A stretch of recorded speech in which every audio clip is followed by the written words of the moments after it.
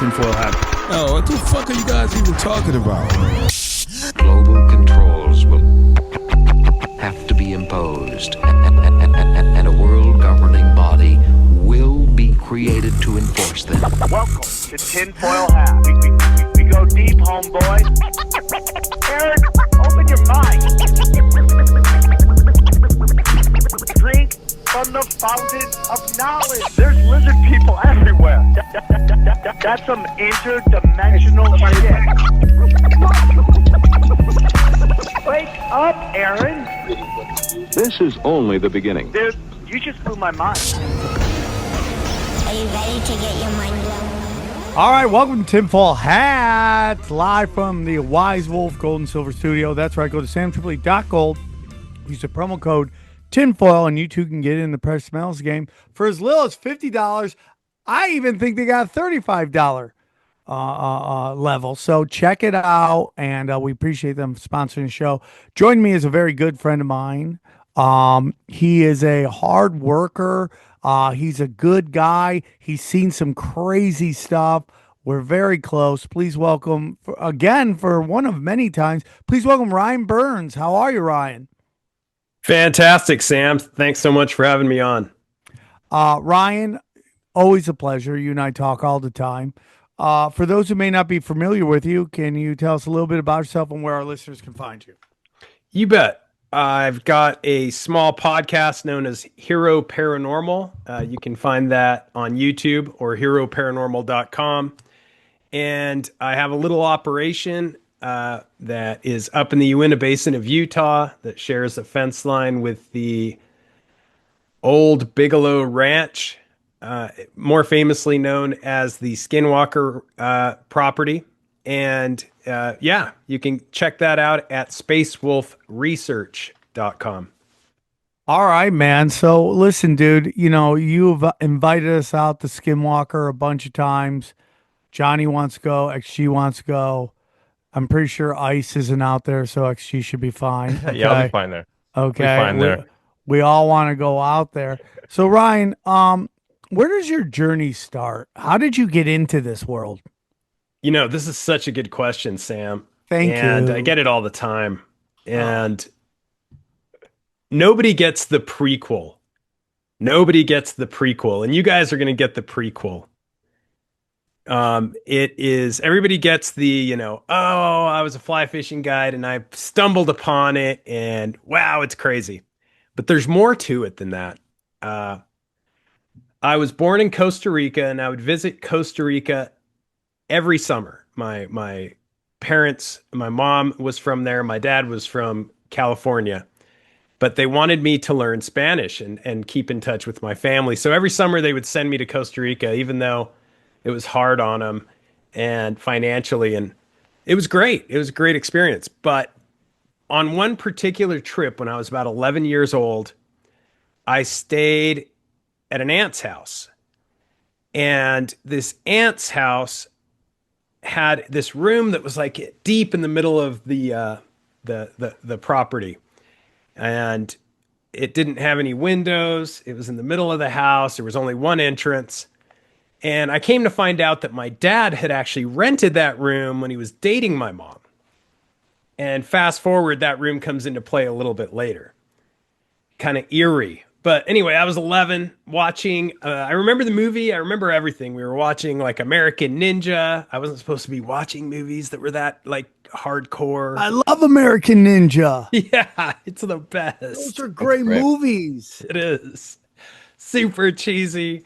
Great stuff. I loved it.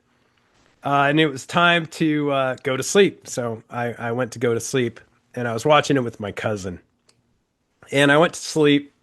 Or tried to go to sleep. And as I said, there's only one entrance in or out of this room. And I'm laying there on the bed and I feel something grab my toe. And it feels like it's got claws. And I at first think it's my cousin messing with me. And I'm like, come on, man. And whatever it is grabs my toe and pulls so hard that I literally fell off the bed. I like came off the bed, freaked out, turned on the light, looked around the room, looked under the bed, small room. There's really nothing going on. It's a poured concrete home. I mean, nobody snuck in. And I'm just like, what happened? So I checked the door. The door is closed. Nobody came in. I turn off the light. I try to lay down again. And the same thing happens again, even more forcefully, like just pulls me out of bed. My toes like all red and jacked up. And I'm just freaking out at this point. I'm 11 years old, so I'm not a kid. And I'm like, well, you've got to figure something out.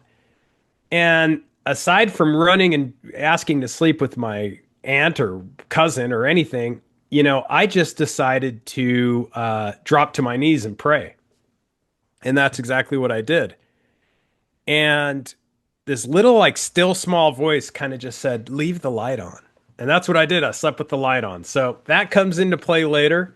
That particular room later on, I had an aunt that is actually, it was my great aunt that I was staying at. Her daughter was seeing a cattleman a rancher who had a wife that was a witch. So they were kind of doing some shenanigans. And allegedly this wife that was a witch cursed this daughter of hers. What? Yeah.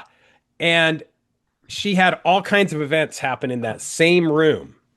And it got so bad that she eventually went into a coma for over 2 years. And she didn't pop out of that coma until the witch actually died. So that was my That is first so crazy, dude. paranormal experience.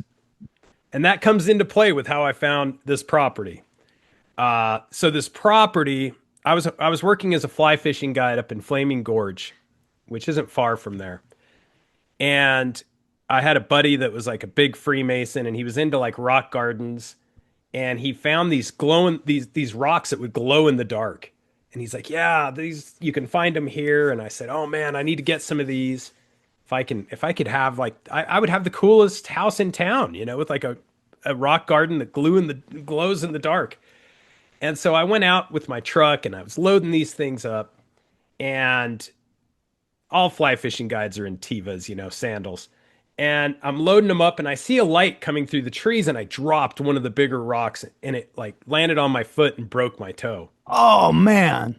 Same toe that thing pulled in that same room. Oh, my God. And I'm looking at the light because I dropped the rock because I'm thinking this could be a forest ranger. This could be, law enforcement. These rocks are probably something they don't want me taking. Yeah. Like you're not allowed to take like seashells from the beach. Sometimes they'll tell you like you're not allowed to take it. It's not your property. So I could see you freaking out over the rocks. Yeah, man. I'm like, I'm going to get in trouble for taking rocks. And I looked at the light, and it wasn't a forest ranger. It wasn't law enforcement. It like floated off into the air. And I was just like, wait a minute. So that was weird. But then I'm dealing with this broken toe that's just a mess. It was a compound fracture. The bone shot out of the end of the toe. Oh, my God. There's just blood everywhere. So the closest medical is about an hour away. Long story short, I eventually get down there.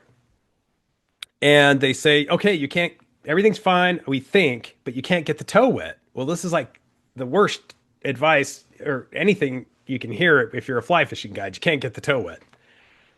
So I had to take some time off work, and I basically started looking for fresh water to fish on my days off. That's how I came across this random ranch road. And back then they had zero security. There wasn't even a gate. You could just drive right in to this Skinwalker area. Where is this, Utah? This is in Utah. It's right in the Uintah Basin of Utah.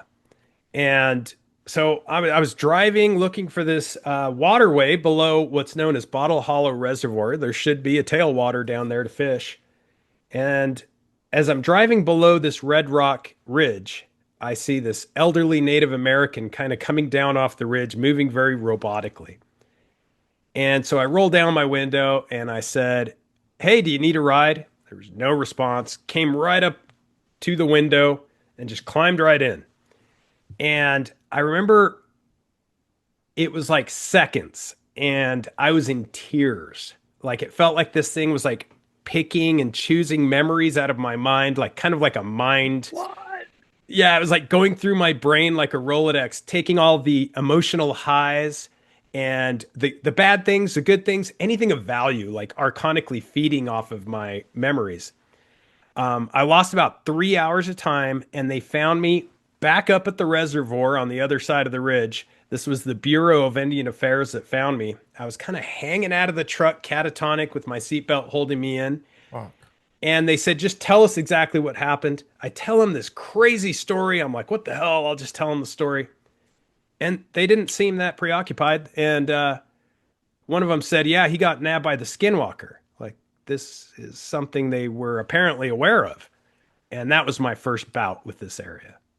Now, do you think that the Skinwalker came down because he saw you driving? I don't know. It probably didn't help that I yelled and was like, hey, you need a ride somewhere? Like, total clown move. That's the most white people shit I've ever. Totally. Hey, Native American, would you like a ride? That's crazy, dude. So you probably got molested too by the Skinwalker. You don't remember? Yeah, I mean, we push those memories out. So this event happens, and what, you just want to learn more? Yeah, I just kind of pushed it out of my mind. I'm like, I'll go back to work, which I did. And you were living in this area at this Yeah, time. I mean, more or less. And it eventually kind of came back on me. Like something, this is wild. And it eventually kind of came back on me. I remember, fast forward quite a few years, I was working in Salt Lake for a hotel chain, and I had met somebody named Dave Rosenfeld. He goes by Alien Dave, and he was telling me all about this place and describing it to me, and I'm like, yeah, I've been there, man. And I talked to him about what had happened to me, and he said, you've got to get to the bottom of this. Like, there's this place like chose you for whatever reason. You should really look into it. And I remember I quit my job.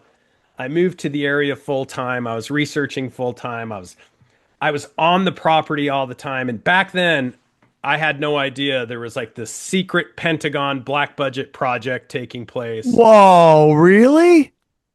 Yeah, it was crazy. And I think they kind of liked me traipsing all over the place because it was kind of like like free bait. But they had something called ATIP and OSAP going on, which is the Advanced Aerospace Threat Identification Program. And then on the back end, the Advanced Aerospace Weapons Systems Application Program. And these were, at the time, extremely top secret. And believe it or not, they're still in the area. There are still some of the most top secret projects going on. And it's an amazing... They're different, but the same. Kind of like different, same. They're always changing and morphing, and it's an area that the government's interested in. Dude, that is crazy.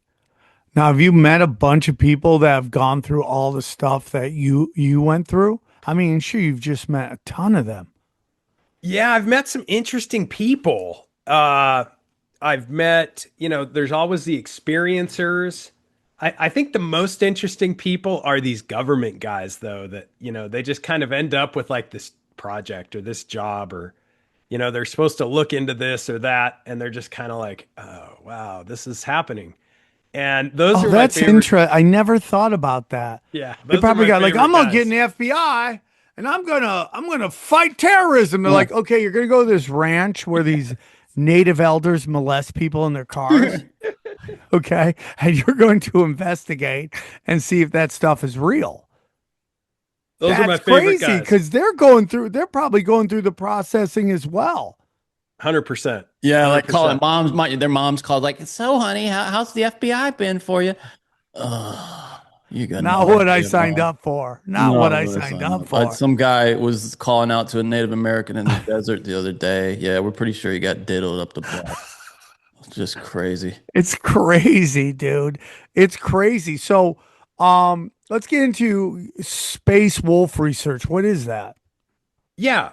Okay. So, Space Wolf Research is a property that we used to call the Southern Vantage Point. And I say we because all of the older researchers than myself, people like Jacques Vallée, Frank Salisbury, Junior Hicks, who would come to my house and talk to me, they Wow, would what a recommend. crazy world. Yeah, it was Man. crazy. I didn't know Jacques Vallée was part of the National Institute for Discovery Science. I didn't know who he was. I was just like, this is such a nice guy. But this is where they recommended kind of getting 360-degree views, looking down upon the ranch. You could look in every direction. And this is another ranch that sat vacant for quite some time and has kind of a sordid history, which with some really freaky stuff that I found out about after I purchased it that had happened in the past there. Tons of stuff. But yeah, when it became available for sale, I mean, the place was a dump. So it had been abandoned for a long time. There wasn't a whole lot of, there wasn't a bidding war, so to speak. And as soon as I convinced my wife, hey, you should let me buy this dog, I was in. And that's kind of where it started. Oh, so people will sell their part of this like kind of mystical area? Well, this one's interesting. So it sat vacant for a long time. And I remember this one guy told me, "Hey, this was of interest to national security." He was showing me paperwork that said Solar Warden on it, and I thought, like this is all got to be fake, and it looked really real. Like everything he showed me looked really real. I still don't know if it was real, but he said basically, this you should get this if you can because it's an area of national security. And a lot of the ranchers in the area have seen a lot of weird things. There's this wild experience that these three medical professionals had out there. They went out on a weekend. They wanted to kind of jumpstart things. They didn't want to wait around for it to hit the fan, and so they poured out some animal blood and did some sigils in the dirt. Oh. Yeah, and it got insane. And they kind of came forward with some of this information. It was a guy named Rich Oliver, April Slaughter, and another guy named Matt, and they all claim they got nasal implants. The big guy, Rich Oliver, died of brain cancer shortly afterwards, and they all said they had a nasal implant that more or less under reverse regression when they got hypnotized. They believed that whatever put the nasal implant in them wanted them to take more people out to the property. Kind of like this thing wanted to play with people, right? Like a cat and a mouse. Oh my And now God. you're the one now inviting us to the property, which is Ooh. We'll play it Oh safe. shoot, man. Yeah. Didn't even think of that. Johnny, Detective Johnny. That's a good point. That's a good point. So what exactly is space wolf research? Okay, so it started out pretty simple. It was just, a little bit of acreage, and it's where I would go, and I could go with my buddies, and we could engage with the phenomena without having to trespass, and go to Guantanamo. And so that's kind of my original thought is I don't want to run anymore. I just want somewhere where I can kick my feet up and do this and not get in trouble. That's how it started. And then things got weird, like really weird. So everybody and their dog wanted to go out on it. At first, I let everybody and their dog on it, and things got even weirder. I had government types approaching me to buy the property. What was it? Was it really pricely well? Were they pricing it well? Yeah, so it was now that I look back, I guess I got a smoking deal. It was priced really well for the area. And now it's like the prices are just absolutely insane out there. And that's an elephant in the room too. That we can go down that rabbit hole. But yeah, the price per acre out there is just so astronomically high. And I've got very interesting neighbors, and let's just say that the previous regime allegedly sold this for like a very low amount compared to going rates, right? But yeah, it Space Wolf Research, the reason I called it that is because we would all say, let's go out to SWR. And that name's now trademarked. So instead of saying SWR, we would just say Space Wolf Research, and we could still say SWR. And leaving the property one night, everybody asks, why does it have like the wolf in the triangle with the eye patch? And I was leaving the property one night, and it took forever to get it. Like they were on and off. They wanted to sell it. They didn't want to sell it. It was mortgaged to the hilt. It would like all this weird stuff. And there was this potential for like government involvement, but I was leaving the property and I see this huge wolf, and they're not supposed to be in the area. And it was just sitting in the middle of the road. And I remember I drove up to this wolf, and I got my car like 6 feet away from it, and it just wouldn't move. And it was just like looking over my hood at me, and it was missing an eye, and it just like freaky. And that's when I like had that come to Jesus moment. Like, no, you got to go all in on this or not at all. Like, you just got to go all in on this, no matter what. You got to get this place. So I slapped an eye patch on the wolf because it looked kind of crude to have the wolf there with like a big gaping hole. So anyway, that's where I got the imagery for it. Hey guys, real quick, I want to tell you about our new sponsor, Mando. I want to tell you why they're unique and different than any other deodorant, okay? You know why? Because they were created by a doctor who saw firsthand how normal BO was being misdiagnosed and mistreated. It's clinically proven to block odor all day and control odor for up to 72 hours, man. Mando's deodorant products have two options for you. They got the solid deodorant stick, formulated and powered by mandelic acid to stop odor before it starts. Thank you very much. And spray deodorant, okay? Aluminum free and ideal for hard to reach places. Get in it to win it, okay? All their products are baking soda free and parabenium free. That sounds awful, whatever that is. Parabens, is that what it is? I just know we're free of it, okay? Parabens are That's bad. all I know. All right? You can choose from a variety of fresh scents like bourbon leather and Clover Woods and Mount Fuji or Pro Sport. I'm in already. Anything Mount Fuji, I'm in, dude. I am in. Clinically proven to control odor better than a shower with soap alone, okay? 12 hours after a shower, the average man grundle odor levels was a 5 out of 10. With Mando, the average grundle odor was 0 out of 10. Zip, nada, nothing, okay? Want to try America's #1 whole body deodorant formula right now? You can now find them in Walmart, Target, and other retailers across the country. For the best details, go to Shop Mando. Dude, actually, you were talking about how much you loved it. Tell us about it. Dude, I'm Mexican. I need a 72 hour, no You work smell. hard for your money. Yes, I work hard for my money. I need 72 hours. So, and it's summertime. What more do you need than a 72 Tell us hours? about how much your woman tells you about how much she loves Mando. It's the only reason she gets in bed. I work hard. I work hard and I need to smell good after. So it's all Mando. Oh, dude, imagine you smell good with bad knees. That's our friend XG. Mando's starter pack is perfect for new customers. It comes with solid stick deodorant, cream tube deodorant, 2 free products of your choice. Okay, your choice. Mini body wash and deodorant wipes. Hello, and free shipping. As a special offer for our listeners, tinfoil hat, the swarm, okay?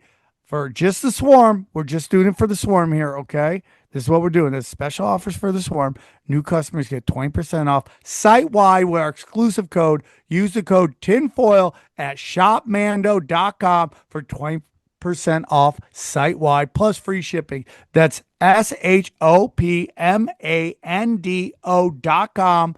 Please support our show and tell them we sent you. Mando's got you covered, okay? Protect your pits. Smell great. And we thank them for sponsoring the show. Hey guys, I was just talking to my friend the other day, and he was talking about this one wireless provider is murking him on these bills. Okay, just murking him, and that's why I want to tell you about our good friends at Mint Mobile. You're not going to have to worry about these ridiculous charges out of nowhere when you go with Mint Mobile for your mobile phone provider. Let me tell you about Mint Mobile. With plans starting at $15 a month, Mint Mobile gives you premium wireless service on the nation's largest 5G. The coverage and the speed you used, but way less money. So while your friends are sweating over data overages and surprise charges, you'll be chilling literally and financially, okay? I use this and you should too. If you need something like this, like you need a new phone program, you're getting a second phone, this is what I do. Seriously, it's quality service. Mint Mobile service is really quality, especially compared to all the other providers. I love Mint Mobile. I'm very thankful for Mint Mobile, okay? Say goodbye to your overpriced wireless plans, jaw-dropping monthly bills, and unexpected overages. Mint Mobile is here to rescue all plans with high-speed data, unlimited talk and text delivered on the nation's largest 5G network. Your own phone. You can use your own phone with any Mint Mobile plan and bring your phone number along with your existing contracts. Ditch the overpriced wireless and get 3 months of premium wireless service from Mint Mobile for $15 a month. It's quality service, dude. In comparison to the other ones, I mean, the other ones are like, oh, I'm the big mobile people. And I'll be like, dude, you're cutting out. I can't hear you. Where am I? Where am I? Am I in a mountain deep in Afghanistan and I can't get connection? Can you hear me now? No. Can you hear me now? I cannot. I can't hear you now, okay? So this is what we need you to do. This year, skip the breaking of sweat and breaking the bank. Get your summer savings and shop premium wireless programs at mintmobile.com/tinfoil. That's mintmobile.com/tinfoil. Upfront payments of $45 for 3 months. 5 gigabyte plan required, equivalent to $15 a month. New customers offer for the first 3 months only. Then full price plan options available. Taxes and fees extra. See Mint Mobile for details. And we thank them for sponsoring the show. So it's basically a business where people can come and try to experience Skinwalker Ranch. Well, yes and no. It's closed to the public, but it's open to people who have like deputy chief scientists or people that have an actual basis to research. If they're people that really want to get to the bottom of what's going on and they come to me and they have an actual plan of attack, and they're not just yahoos and they don't want to just go out there and willy-nilly have a Burning Man experience. But if they're people that are actually in this particular like quantum engineers, rocket scientists, neuroscientists, I've kind of Space Wolf itself is kind of really my focus is neurotheology, which is kind of like an emerging new scientific study which looks at how we compartmentalize experiences. And so what I find very interesting is if somebody sees a UFO, or if somebody sees what they believe is an alien, or if somebody sees what they believe is an angel or a demon, the brain will compartmentalize that in the exact same filing cabinet. And I think there's a reason for that. We're wired for that, right? Like there's a part of us that doesn't want to know about this, or that even in some grand design, we're not supposed to be able to know about this, maybe? 100%. And it's one of these things that, are you willing to gain all the answers to the universe if you lose yourself? Because that's what you have. You have to tap the brakes a lot. Great question. Mm-hmm. And that is like what's they called? The dilemma for conspiracy theorists. It's the old saying, just know when you stare into the abyss stares right back into you. And like, how deep do you want to go? And what is that sacrifice when you go that deep? Yeah. You never go full Cappy, Yeah. You never want to go full Cappy. No. Ever. So I don't know if you were going to talk about this story, But when we talked recently, I brought up this story about the guy who thought he got attacked, or the group that got attacked by skinwalkers, dogmen. And do you know what story I'm talking about? It's insane, dude. Were It's you going to talk about it insane. later, or can you talk about it now? Because it's the craziest story. Yeah, I'll hit it. I'll hit it. And I'm gonna really quick. Wait till you hear about this story, guys. It's so This is madness. effing nuts.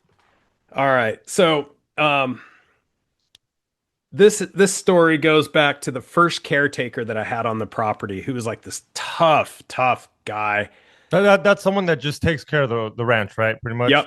Okay. Yeah, somebody that just stays there, takes care of it. It's Usually, literally just, in the name, XG. It's literally. Well, I in don't the know name. if he's got animals. I mean, it's just the ranch, though, right? He's just taking Right. care of the property. Yep. Yeah. Yeah. Kids could have kids. I don't know. Caretaker. I don't know. No, yeah, he's you know, had a wife, had a kid, caretaker. He's just seemed it was a good gig for him. Didn't believe in any of this stuff, and I said, "Hey, man, I didn't either, but just be aware if things get weird, let me know."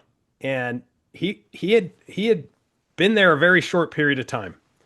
I had some technology taken out to the property, cameras and such, and long story short, he's out there one night. He had a friend over, thank goodness, and they're out on the front porch, and they see these three figures jump over one of the barbed wire fences, and they're just messing with all the new stuff that I had taken out there, the cameras, the devices, and they're just throwing them around. And Whoa.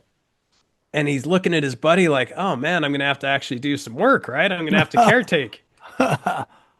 And so his buddy grabbed a rifle out of his truck, and the caretaker grabbed like a huge like elephant gun out of his place. And they started walking down the road towards these guys, yelling at them. And there's just zero response, nothing, no response back at all. And they're yelling at him like, hey guys, you have to go, you know, giving them chances to get out of there. Zero response, just wreaking havoc. So they got down pretty close, and finally they got the three's attention, and they kind of stood still, and they squared up on them with their rifles, and they're like, you guys are obviously trespassing. You're going to have to leave. And when they got a little closer, all three kind of sat down on their haunches like they were dogs. And at this point, the two were kind of freaked out, the caretaker and his buddy. And something happened where, as they approached, the one in the middle got, I guess, spooked, and they all jumped up and darted at them.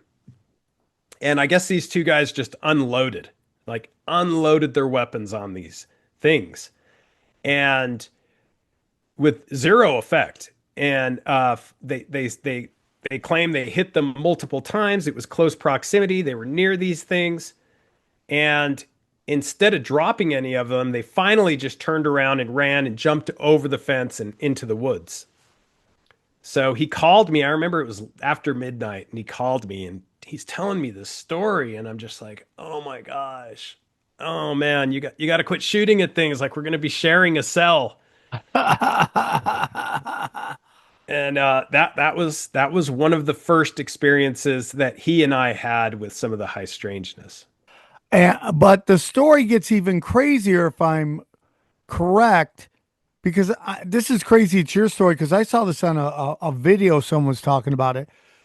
So the things run off, right?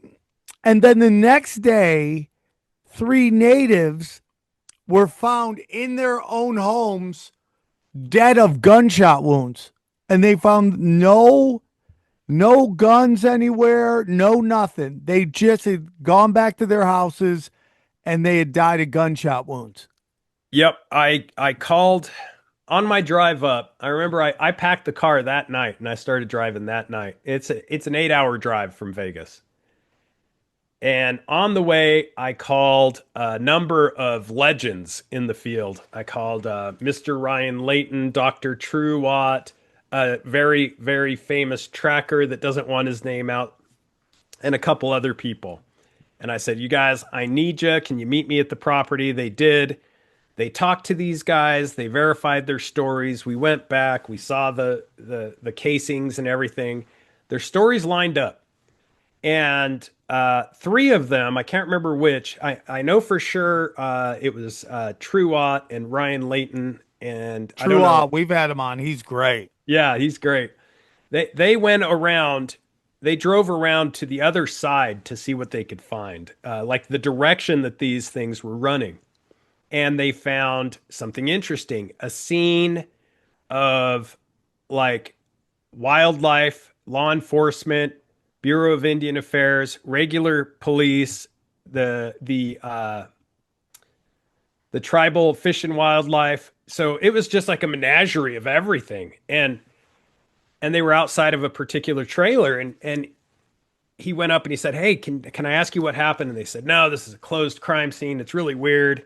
So he called somebody he knew that knew the sheriff and said, "Yeah, you can tell these guys what's going on, more or less." And what they said is it's unlike anything we've ever seen. They're dead. This one in particular, they found two others in other homes. And this one in particular, he's behind a locked door inside of a locked house with a gunshot wound. There's zero blood inside. And inside the house where he's at, the reason all the fish and wildlife and the tribal police and everybody's there is because there's an array of different pelts. And a lot of them are illegal and animal parts. And it looks like they were into some sort of like witchcraft, like tribal witchcraft. Oh my God. I cannot believe that. And I saw that story. I can't believe you were connected to it because I remember telling you that when we were talking. I saw that too on just randomly on Twitter. Yeah. I can't believe that. Holy shit. No, can I ask you? Okay, so the implication here, it seemed there are two options, right? There's one that they are not actually, it would suggest not physically inhabiting those creatures, but it's almost like a matrix situation where if you die while you're inhabiting one of those creatures, whatever happens to them happens to you where you are. And then the other option is that they are, but they, struggled back to wherever they lived, wounded or whatever, and locked the door. What of those two do you think is most likely? It's a catch-22. And this question really bothered me, Johnny, so I delved into it pretty deep. And I started befriending natives that friends connected me with who claimed that their family had one or more skinwalkers in the line, in the breed. Okay. Whoa. And it got weird quick. And I became really close friends with a lot of these people. And I remember one particular night, I got a call. And this guy said, "Hey, my mom and my brother, as you know, are both skinwalkers." Whoa, imagine if your mom is a skinwalker. A skinwalker is a mom, excuse me. Yeah, they're supposed to be some of the most powerful, the females. And he was like, he's the odd man out, right? And he said, for months, neither one would talk to me. But this particular night, he said, "My mom said she'll finally talk to you if you come over." And so I went over. And I remember sitting on his front porch, and it was getting dark, and his mom was inside, and she wouldn't come out on the porch. And he said, "No, you're gonna have to go inside." He said, "But first, you're gonna have to eat one of these cookies." And I was like, "Oh my God, this is getting odd." And I was like, "Hey, I need to have answers." So I ate one of the cookies. And sure enough, things got weird after the cookie. And I went in and I talked. I would have been scared it's laced or something. Oh, I don't know what it was. Well, now you're saying it got weird. Are you telling like psychedelic effects? It was more or less just a heavy feeling, like this very strange. I'm sure that there was something along those lines, but there was more to it. It was just a heaviness, right? And I went in and mom was sitting there and I got to ask mom some questions. And I asked her exactly what you said, Johnny. Like, what are we dealing with here? Are you guys actually, when you shift, is it like Teen Wolf where, you're turning into this and you go out in the field? Or is it more like remote viewing where you're here and yet you can go over there? Right. And she said it depends on how adept you are. And if you are really good at it, you don't have to move. She said, I don't have to move from this chair. I can go anywhere I want. Whoa. And so, in summary, I guess it's kind of like a wide genre. Whoa. Fascinating. Wow, it's almost like a video game in a weird way. Oh, it's where like, you're at it's, like, home it's playing. Game of Thrones, dude. The warging, when they would warg into, a wolf or a person. Or the crow. You remember the crow? The crow, yeah, the wolf. And Bran could do it into And these guys were in different towns when they found them. Which That's is crazy. important. So- Like so they're how all does like that 30 happen? minutes or more away from each other.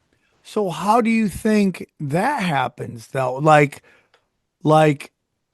Oh, okay. That's what we're just saying. It's like the Matrix, right? If it happens to you while you're in the Matrix. Okay, all right.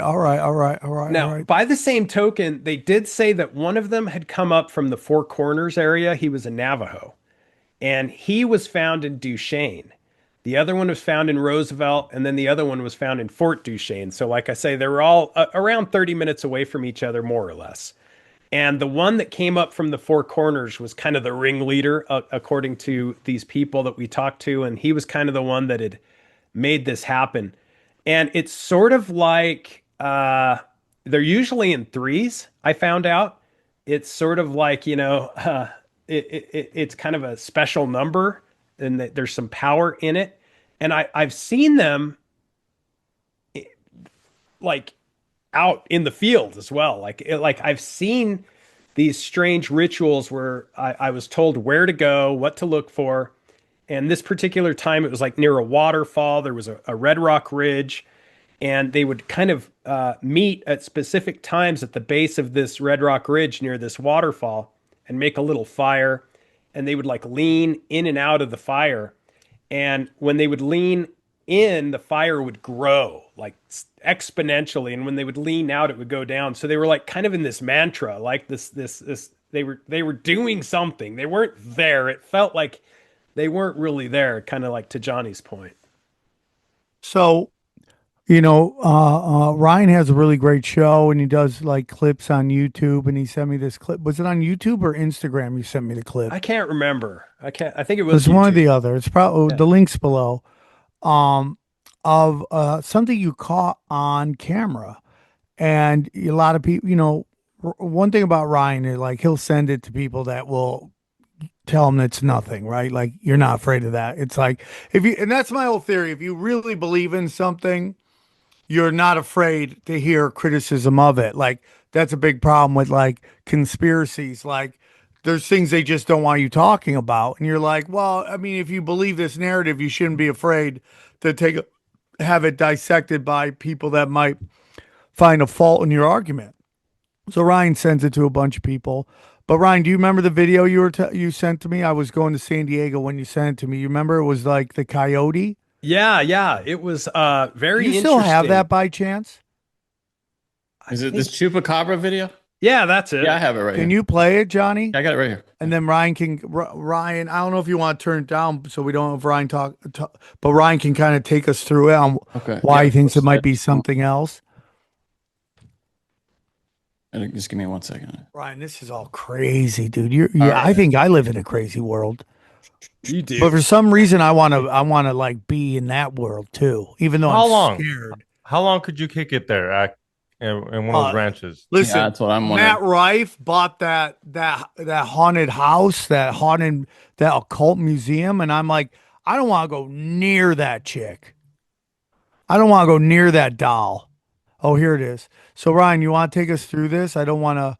Yeah, this was caught like 4 weeks ago, and like you said, I immediately sent it to a deputy chief scientist working for a number of projects and corporations and institutes under the Secretary of Defense, and he sent it off to a bunch of people, including guys at Berkeley. And, they said, well, officially, this is what we're supposed to say, but this thing seems a little too skinny to be Super skinny. Yeah, it's very strange. They said the only thing we can think of is a coyote with mange, but it's got zero hair at all. Usually there's some hair. Yeah. There's absolutely none. And it seems more lightweight and skinnier than anyone we've ever seen that was still alive. Oh, there it is. That's the picture. Like, look how clear that picture is. It looks like one of those skinless cats. Hairless cats. Those hairless cats. So for those listening, we're looking at a black and white security video of what appears to be a four-legged animal that doesn't really fit anything that we traditionally would see, whether it's a coyote, XG saying skinny cat, which totally looks like. And it's like, so what are your thoughts that it might be? Chupacabra? I don't know. I just know that like these cameras are silent, but it seems like it knows it's there. It looks at the camera a lot. And I don't know how it would know that the camera is there. And it's hunting at night, which is not something that an animal this thin and close to death should be doing. And also, some anomalous lights appear around it, like in the background. Yeah, that's what I was going to ask you. There appear to be other eyes or something in the rear, huh? In the back.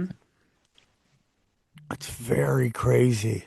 Because we correct get me if this I'm wrong, stuff this all is the recorded time. with like IR light, right? So anything with Whoa, look at that. Oh yeah, what was that at the end there? Yeah, I don't know. We get this stuff all the time. This was just within the last 4 weeks. It's fascinating. But it's fun. It is fun. Yeah. Why do you think this area is so strange? What do you think that is? It's huge. There's so many layers of what I like to call Murphy's Law going on. So traditionally, this area was already kind of predisposed to high strangeness. According to the indigenous tribes in the area, for 15 generations, it's been an area of high strangeness. And there was a time when the Navajo and Ute were both kind of just trying to survive, getting away from the cavalry. And one of the first Buffalo Soldier encampments, which was in Fort Duchesne, Utah, convinced the Utes to basically sell out a tribe that was in the San Luis Valley of Colorado, nearby, just over the border. Whoa. And according to that Navajo tribe, that this was like unforgivable, is what they called it, because they were way out in the middle of nowhere. They weren't bothering anybody. They finally found a place where they were safe, and they got sold out. And so they gathered. To who they sell out? The Americans, the government? Yeah, the government was just trying to clear or basically round up the natives and put them in these, what they would call forts, but they were really open air prisons. I mean, let's call them what they were. They were literally, they would say, oh, you get to go to Fort Duchesne.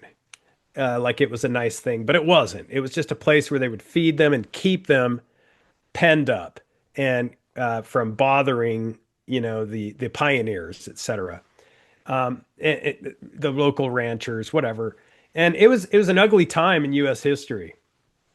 But the Navajos said this was unforgivable. They gathered up their most powerful shaman and witches, and they unleashed what they called the curse of the Skinwalker, which this had never been done before, ever in the history of the Dene, in the history of the Navajo. This had never happened.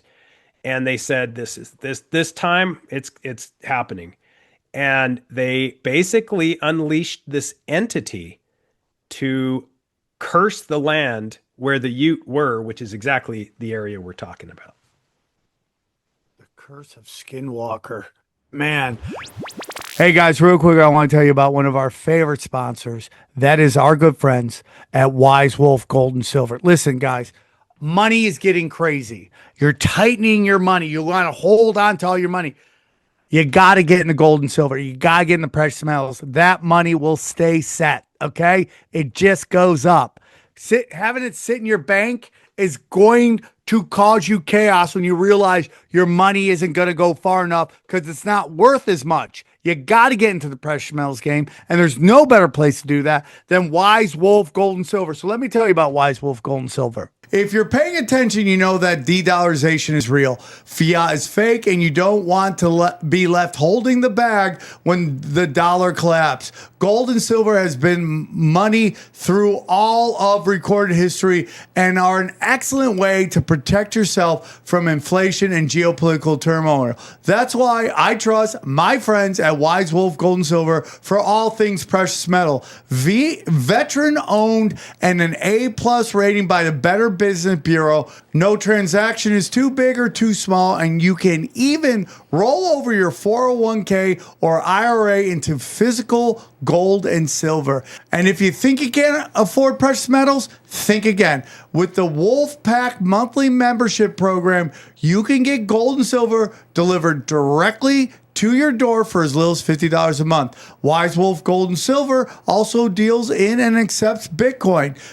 So go to samtripoli.gold, promo code tinfoil at checkout to receive free constitutional silver. And remember, in the world of bulls and bears, be the wolf.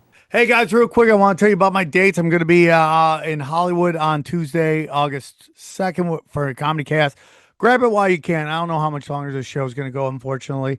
Huntington Beach on the 17th. Kansas City, very excited about that. Going to be a big weekend for me. Chicago, Illinois. And then go next one. Tulsa, Oklahoma City. And then, of course, I hope you all can join me. I'm going to have a big weekend. Let's go to... I'm going to be at the mothership. Grab your tickets now at samtripoli.com. Hopefully they'll make a cute, cool little alien thing of me. And then finally Skankfest. More dates to come. And then just real quick, guys, you guys got to check out our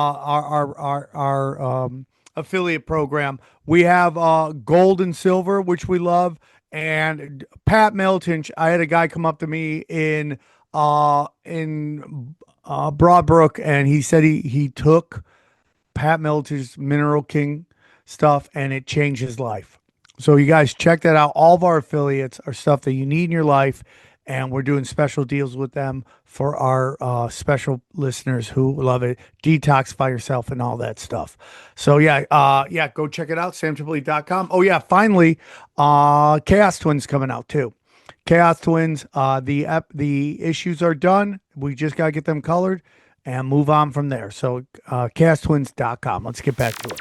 Now, these native curses, we've had guests on before talking about how the Wizard of Oz has a Native American curse on it because the author of the book that the movie is based on hated Native Americans, hated them, wanted them basically genocided. And the natives, took umbrage with that, obviously, got upset, and they put a giant curse on it, which, fast forward, anytime you see like something Wizard of Oz that has negative connotations to it, there's a lot of things cursed on that set. And, when we had the same guy came on, talked about Kobe Bryant's last Halloween costume with his family was the Wizard of Oz, and then he dies shortly after that. And it's like the curse of all that stuff. And then, we haven't dropped the episode as of this recording, but it's the next episode to come out about all the occult and Mormons. And the Mormons are in at the essence of it, their religion is Kabbalah, the Kabbalah magic, and how all that stuff, like all of John Smith's family were into mysticism and stuff like that. So Utah, which was originally Mexico, has a lot of occult energy in it, dark energy, and all that stuff. So this lines up right with it. Damn, dude, that shit's crazy. That's tons. When this first outpost of Buffalo Soldiers arrived in the area, and this was kind of like where they sent them, and a lot of these were literally African slaves that were granted their freedom as long as they would do this harsh undertaking. And the majority of them What do you mean by harsh undertakings? basically rounding up the indigenous and putting them in these concentration camps that they would call forts, these open air prisons. And these slaves that were granted their freedom as long as they joined the cavalry were almost entirely Prince Hall Masons. So they not only had the magic prowess of being from the Caribbean and the voodoo and all of that, a lot of them were from that area, but they also had the Freemasonry aspect to it. And so there were curses all over the place. There were curses going from the Buffalo Soldiers to the indigenous, and there was curses from the indigenous towards the Buffalo Soldiers, and curses from, I mean, it was, so this was just this is just the groundwork to why this area is so strange. But there's like 10x, I mean 100x. It keeps getting weirder and weirder as generations pass. More and more weird things keep happening in these areas. They've done all kinds of stuff like dam up water in very porous sandstone areas, and this has caused all kinds of strange movement underground. Caverns have filled with water. They've put in massive power lines directly overhead where this water didn't used to be and now it is. And so the whole area is charged, and there's a bunch more. But yeah, like you said, Sam, the area is just wild. It's just wild. Now, you gave me a list of talking points. We're kind of jumping from 4 but the occult in Utah Basin and why magicians are moving there. What are your thoughts on all that? Yeah. So this is a strange thing. It is sort of like Sedona in the 70s. Yes. Is where I would say we're at now in the Uintah Basin. Where word has gotten out, people know it has these attributes. And when that happens, you get the fringe of society, the more eccentric folks kind of go out there and start putting down roots. And this is sort of what's happened. It's kind of like Sedona in the 70s. There's just a lot of just all sorts of occults coming out there, not just necessarily Native American, but like even into the like kind of the darker stuff that maybe we're starting to come to light in Hollywood and all that stuff and cults. And I mean, again, going back to the Mormon stuff, like this stuff, the cults that have been in Mormonism are just insane. That you'll get a perfect example. I mean,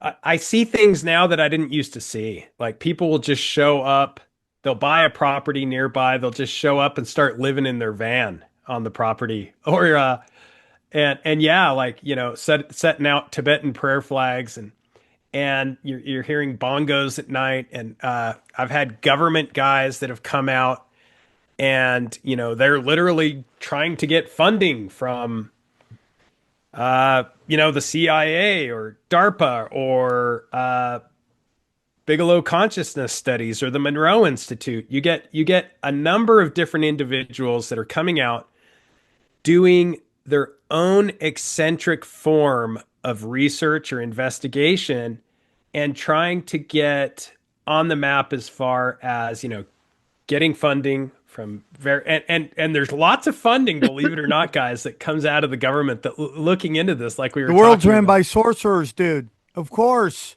It's all sorcery. I mean, they like all these huge content creators still talking about money, power, and oil. Like that is just a smoke screen to what they're really about, man. Dark arts. 100%. And that's why I say my favorite guys are like the government guys that are just like tasked with some of this stuff, because they're just we're in agreement. They're like, oh, we're in a weird place. This is weird. Like, okay. But yeah, they're not about it. And I think that's why those are my favorite guys, because they are in positions where this is their job. And it's kind of fun to talk to guys like that. And it's funny because This is like a thing. There's this new thing called interference syndrome where hundreds of cases are being investigated by the government. The government's done this for so long, put people in these types of scenarios, locations of high strangeness, either as security. Yeah, so the government's really interested in this area, right? Yeah.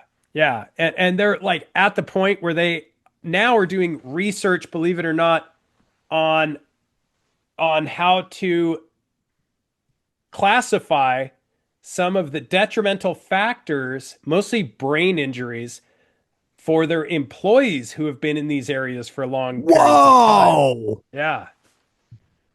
So these agents are going in and getting wrecked?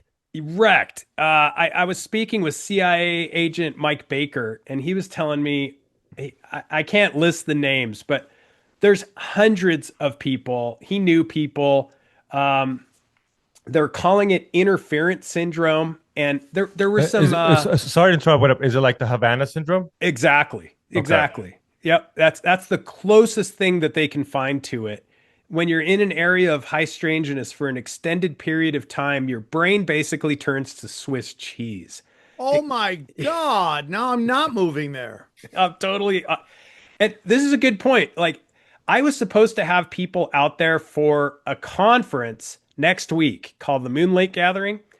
And I had to cancel because the levels of electromagnetic frequency and radiation and stuff went too high. And they're so high that I had some guys say, you can't have people out here safely. And I had to cancel it. And I mean, it was a total buzzkill. Everybody was wanting to go. So it's something very real. Man, people get into real estate to buy, apartment complexes to charge rent. You're buying real estate to run like paranormal expos and shit like that, huh? You're so smart, dude. No, I'm not. It's so crazy. It's so crazy that even these government agents are just getting shish kebabbed. Yeah. No, like you guys said, imagine signing up to the FBI for like normal FBI work and you end up at Skinwalker Ranch. 100%. I there's so many guys that start off like researching lava tubes for like Mars exploration, and next thing you know, they're out there in the Uintah Basin looking for aliens, and it's like, what? How do these connect? And these scans recently leaked. So this is strange. Like, a lot of people have found out that like the people have been doxxed who have these problems, what they call interference syndrome. And what is that? So it started back in like the late 60s, they called it UFO disease. And it was people that were in close proximity to a lot of flying craft, flying saucers, high strangeness. They started acting different. And now they call it interference syndrome. And the reason it got that name is really weird. Have you ever seen somebody that can like walk underneath a street light and it turns on and off? Yes. I haven't seen that, but I've heard about that. John, you've seen that? Yeah, it's a phenomenon. Yeah, I did it one time. And Yeah, like, that Whoa, but I Johnny's don't. an I think it was just a imposter. coincidence. I just think it was a coincidence. Take your wins. Take your wins. Take your wins, But Johnny. I've read about it pretty extensively. I'm psychic. You're Skinwalker. It's a Yeah. thing. So that's where it kind of got its name, because they realized that these people that are in these areas of high strangeness enough, or they have close proximity to, believe it or not, even rocket scientists that are working on exotic propulsion systems get this stuff. Or if they're working with quantum engineering or quantum physics or particle colliders, a lot of these kind of fringish science positions will get this stuff.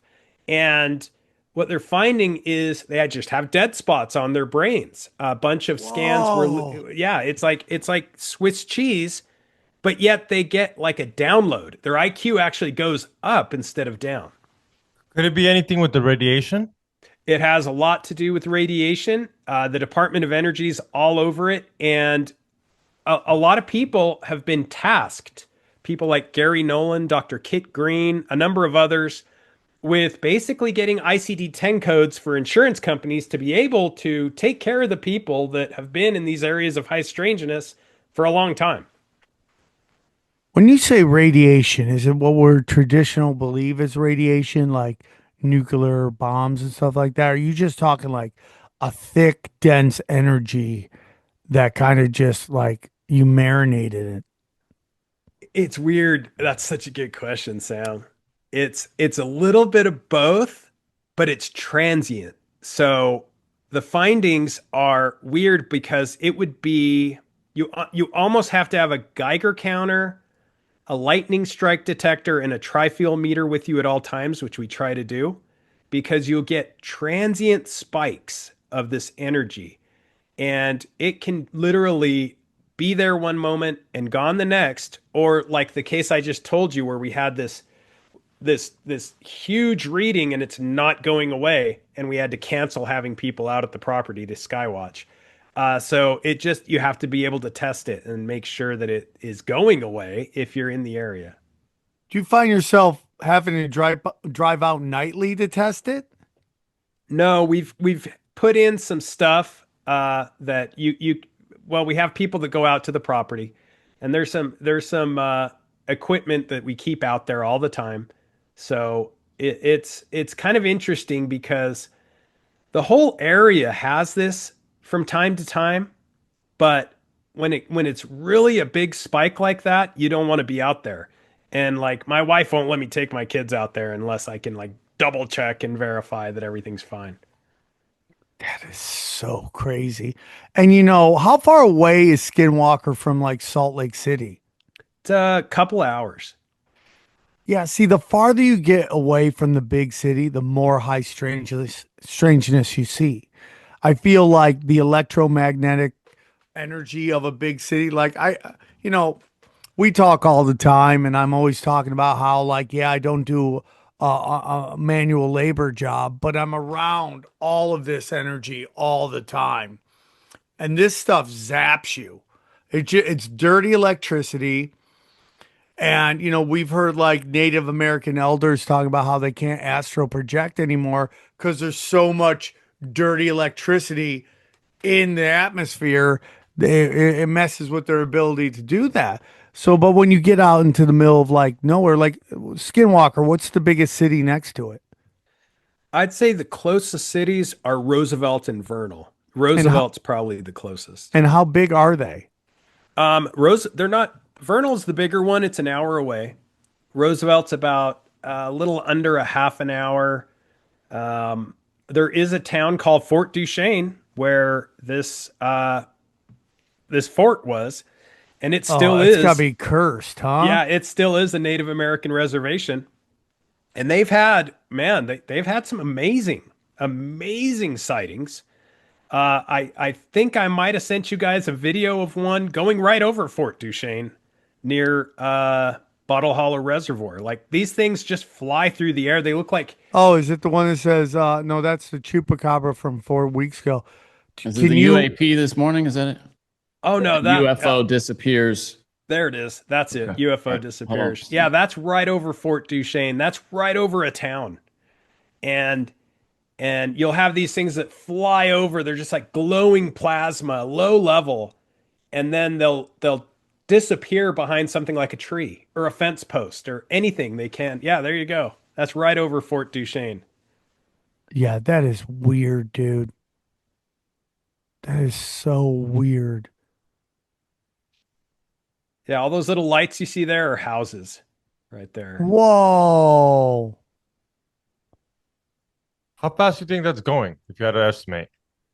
Man, I honestly don't know, XG, but it's and Do you you see think how it's a ball? Oh, and just it disappeared. just disappears behind a tree. So it has a lot to do with the observer. If wherever you're witnessing it from, and we find this whenever we do experiments, we'll triangulate. We'll put three people, three researchers, basically in a triangle formation, and if we see something, everybody sees something different, and it is all about the observer. Whatever this precognitive sentient intelligence is, the some of the brightest minds that the government has some crazy theories about it. Like they think it could be like AI, that aliens thousands of years ago came to visit and they left these beacons of AI in the earth, and that this is waiting to, it's basically waiting for its master to come back and like pick it up or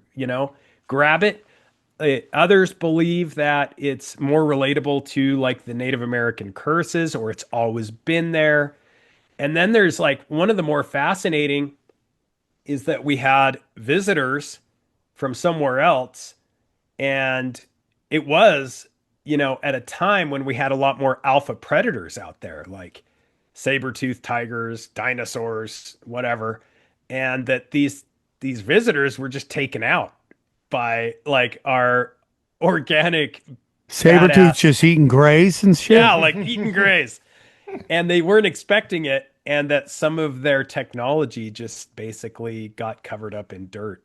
So there's all kinds of great theories, and there are people smarter than myself that are coming up with them, but it's really interesting. What are your thoughts on the aliens versus demons and angels take? This is a really big one for me because a lot of the stuff that, okay, I'll break it down into an experience I had with a recent experiment. We set out a number of these little devices in the shape of the flower of life, so sacred geometry, and we powered them up. These are little Raspberry Pi computer controlled devices. We fired them up, and we immediately captured what looked like dodecahedrons flying through the air in different colors, blue and green. And the dodecahedron is sort of like a 72 faceted, so it's got 72 sides, 72 facets. It's like a 3D version, or a 5D version, I guess I should say, of the flower of life. And if you remember, I think if you go right down the middle of the Talmud and the middle sentence, it talks about the 72 names of God, right? And then if you go to, for example, the Star of David, if you enhance that, it turns into a tetrahedron and then a dodecahedron until it gets to 72 facets. Or if you look into Solomon, of course, he imprisoned 72 principalities. So I think it's sort of like this universal consciousness can manifest itself in one of 72 different ways at any given moment. And whatever we see it as, we'll say, oh, that's an alien, or that's a demon, or that's whatever. And in reality, the issue is it could just be one of the facets that is fractally coming off of the universal consciousness, and it shows itself to us that way.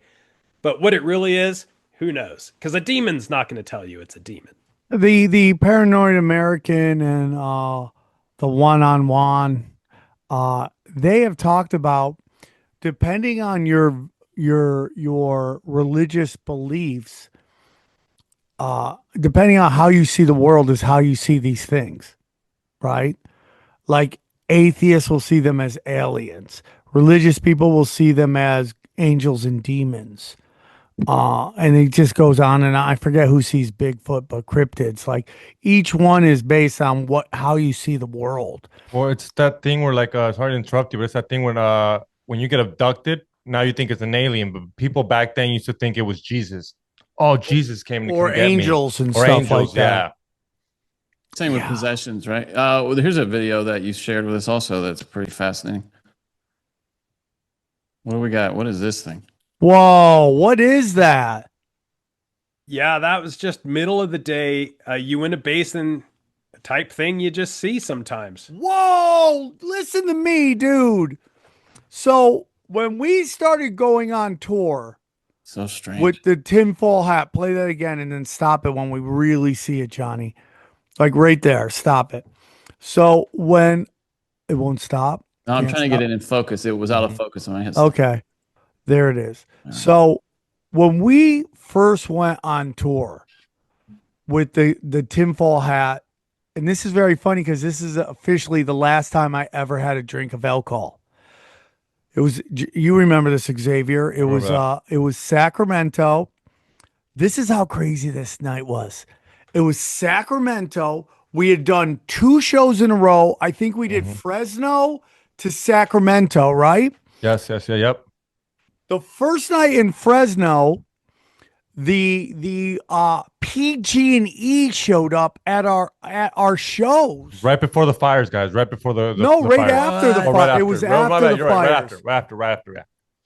Yeah. All these guys that work for PG&E were like, yeah, man, we work for PG&E. I was like, oh, that's super creepy because we've been talking about these paradise fires all the time. Next night, we go to Sacramento. This gorgeous blonde with a fat rack shows up. And she's like, yeah, I work at PG&E too. Like back-to-back shows, dude. Back-to-back shows show up. But the reason this night is super interesting is because I'm sitting outside either before the show or after the show. I'm trying to remember. And this chick from Paradise comes up to me. And I've met her mom. Her mom is coming to my shows later on. And she said that she was there before the fire started. And then suddenly this long silver thing in the sky shows up. And it just gets really still. And then these lights kind of go back and forth slowly. And then they kind of go, the lights go zoop. And then a burst of light happens. And then everything was on fire. She said, all at one time. And she described it, and it looked exactly like this. That's crazy. Right? Exact. She said it looked like a silver cigar in the sky. That's insane. You know what's weird? My wife recently went camping with my kids and found this beautiful camp spot. Whoa. That's crazy. I went out to visit to meet up with them. I was going to spend the night with them. They had gone out, rented an RV. She'd never done this before. She's driving this big RV down the road. They find this perfect place to camp, and I'm like, "Hey, no worries, hun. I can get there and meet up with you guys." And so I'm driving out there, and I just see like smoke everywhere, and I'm like, "Hey, where you're sending me looks like there's a massive forest fire." And she's like, "Oh, I don't see it. I don't know what you're talking about." So anyway, I show up, and yeah, they're evacuating this campground. It was Pine Valley in Utah. And I show up, and I went in there, and I'm like telling the campers they have to go. And I told my wife, you got to load up the dog and the kids. You got to get out of here. And they were just settling down for the night. And she had no idea that there was a fire. Nobody did. But you know what all the campers told me is we just saw something in the sky. Whoa! Yeah. That's crazy, Sam. That's the same thing they told me. Because everybody and it's so funny how they try to control the narrative. So now the narrative is pew pew pew pew pew these direct energy weapons. Pew pew pew, right? Like that's what they want us to believe. And we've had Jim Lee on our show before talking about how they're like way past that. Like they're manipulating weather through high and low systems, pressure systems. And now you got like the cigar thing in the sky. She didn't say it was, she didn't get into the details of its shape. That looked a little bit more bent, or like curved, but still looks like a giant cigar in the sky. And how that light just went off and suddenly there were fires everywhere. And how that stuff, this is the debate on the show, on why the buildings are gone and the trees are still there. Yeah, that's weird. It is weird. And we get into talk about like moisture in the trees and why the trees might be there, but the buildings are gone. But you're telling me it's a drought? Like, which one is it? Yeah, if the trees didn't have water in them, they'd be dead. Yeah, but the fire started because of a drought, is what they said. Yeah, that's they always blame it on the climate change. Johnny's a resident skeptic of everything. Well, no, not of every. You of everything. But I'm not. But all the time. I mean, it's also they didn't clear the underbrush for. I mean, they turned it into a powder keg by not clearing the underbrush and doing controlled burns and that kind of thing. That's why they're getting sued, because partly because it's their responsibility to maintain that area. And Well, I've lived in California long enough. I've seen what drought-stricken areas look like, and there's no green. It's all brown. And I've seen it, the grass and stuff, yeah, for sure. the grass and the trees aren't doing well. So I've seen drought. Like 4 or 5 summers ago, they're like, California having horrible drought. And you just look around and it was all brown. Yeah. And then in 1 week we just got like a year's worth of rain and it was just gone like that. It's crazy. Yeah. Hey, Ryan, I got a question for you. What do you think about the Bledsoe family? Do you think that has anything to do? How is that anything like Skinwalker Ranch? You think that's a whole different thing? Yeah, I'm good friends with Ryan Bledsoe. I love haven't them. been out to their property, but I've had friends that have gone out there.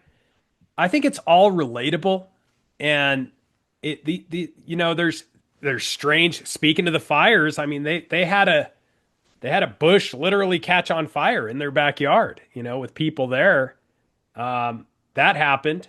And, I've had 40-foot RVs just get vaporized in the middle of the day. I mean, just molten metal and nothing left of it. And you wonder, like, is this just a lot of energy in one spot, or is there something bigger going on? And your hat is insane, XG. That's dopest hat. Did you make that hat? Huh? Did you make that? I just made one. I mean, I can make more. Should we make more? Should we make more, Sam? Put them on simple hat? NPC.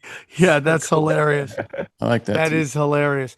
So I know you said you saw the one-eyed wolf. Are there any other weird things? Now I just want to go out there and just stare and then run for my life. Man, weird is like, it's just all weird. Whatever you least expect can happen.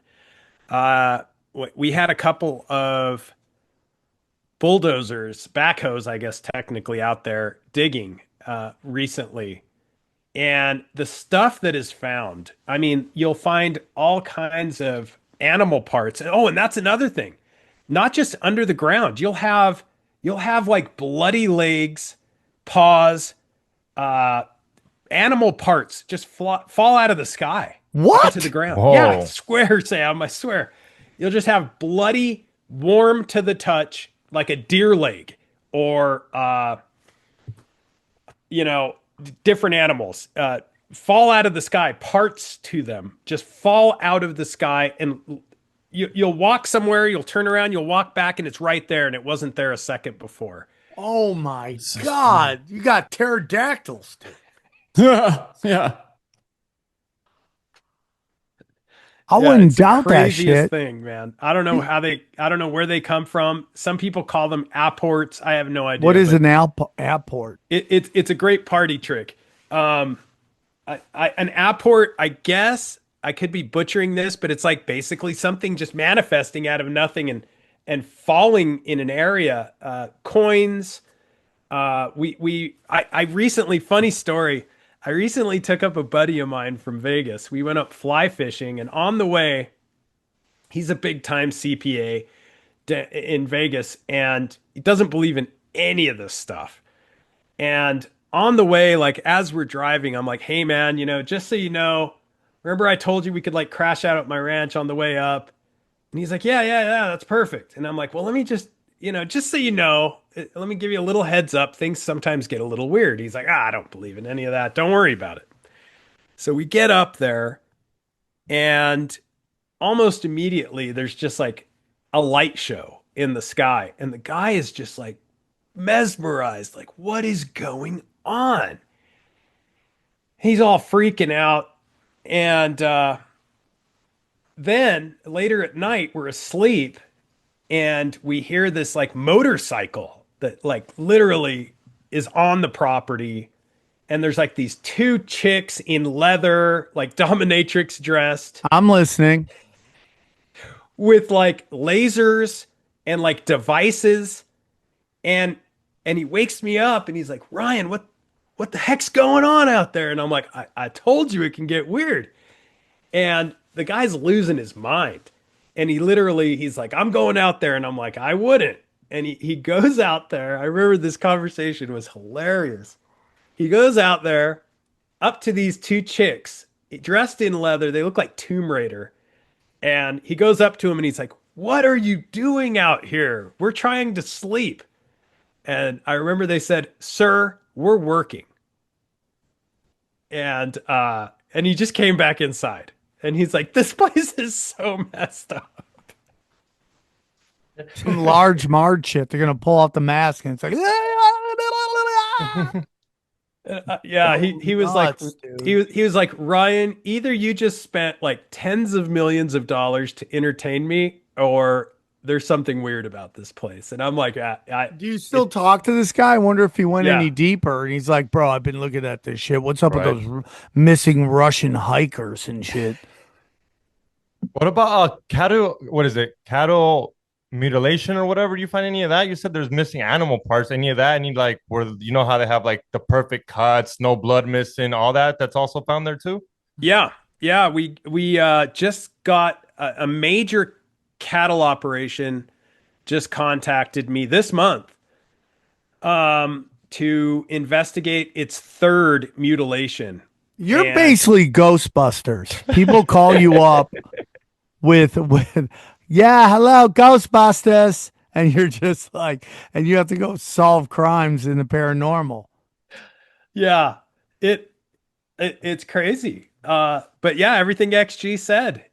They have usually sexual organs are gone, eyes, tongues, the rear end, and it's usually cauterized and very strange little things like they'll cut the ear with the tag on it and put it somewhere almost like a placeholder.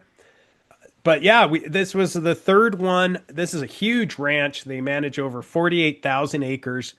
And the owner contacted a friend of mine who then contacted me to go out and investigate the third one they've had this happen to. And what's really crazy about this one that just happened, XG, is this guy saw trapezoidal figures. One of them had horns near the area.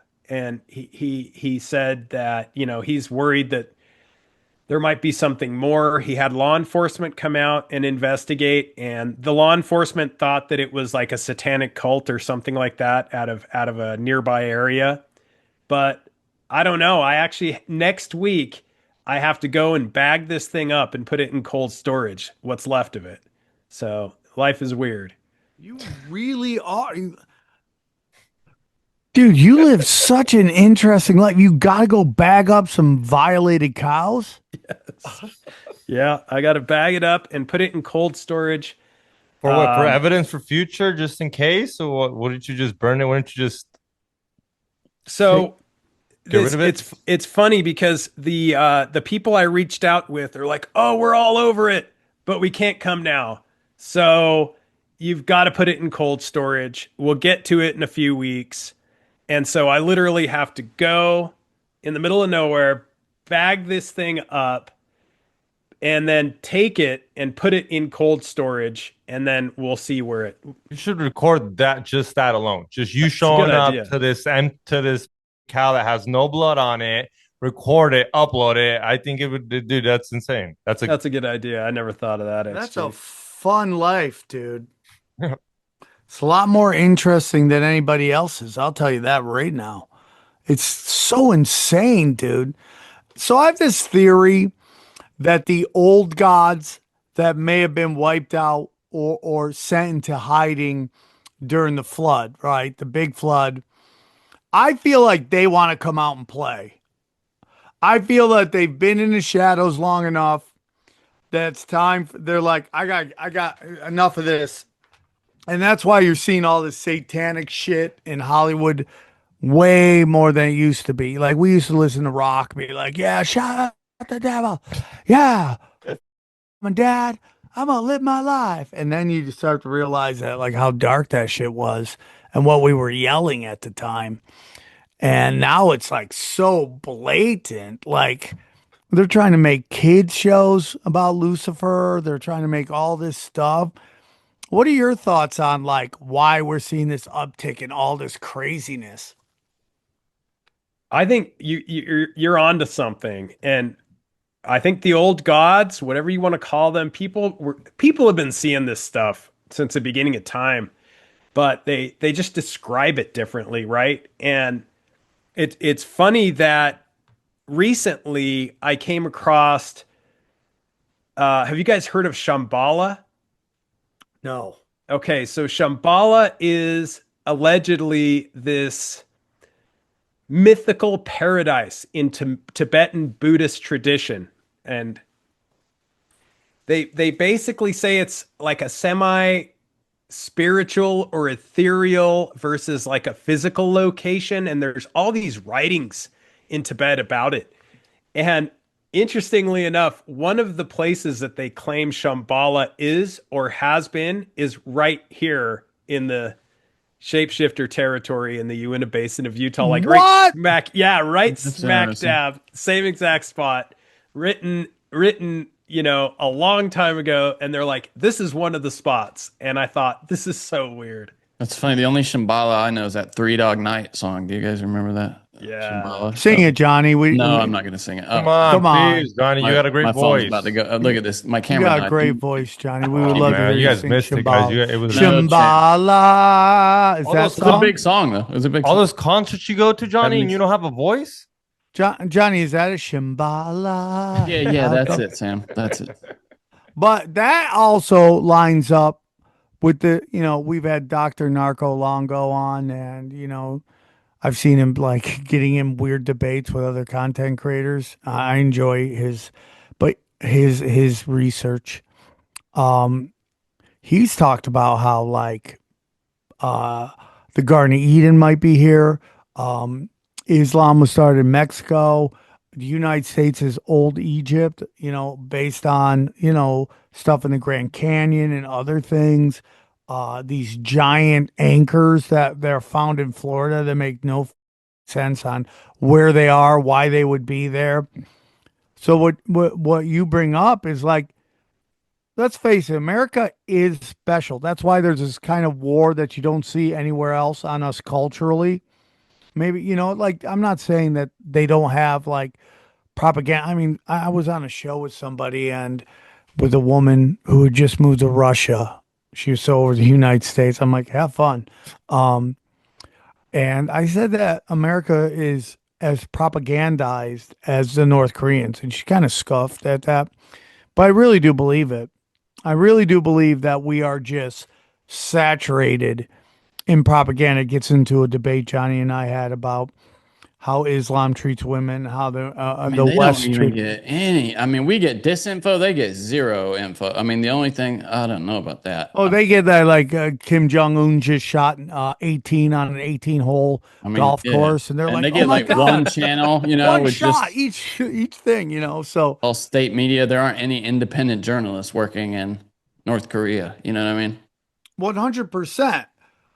So they're propagandized one way and we're propagandized the other way with like, this is our democracy is the best democracy as Palantir's coming in and, you have to get a vaccine and you have no choice in that, at least in some states. And, and the more and more I start thinking about like, there's something very special about America and the amount of anti-American propaganda that is pushed on us from the elites makes me wonder what they're trying to hide.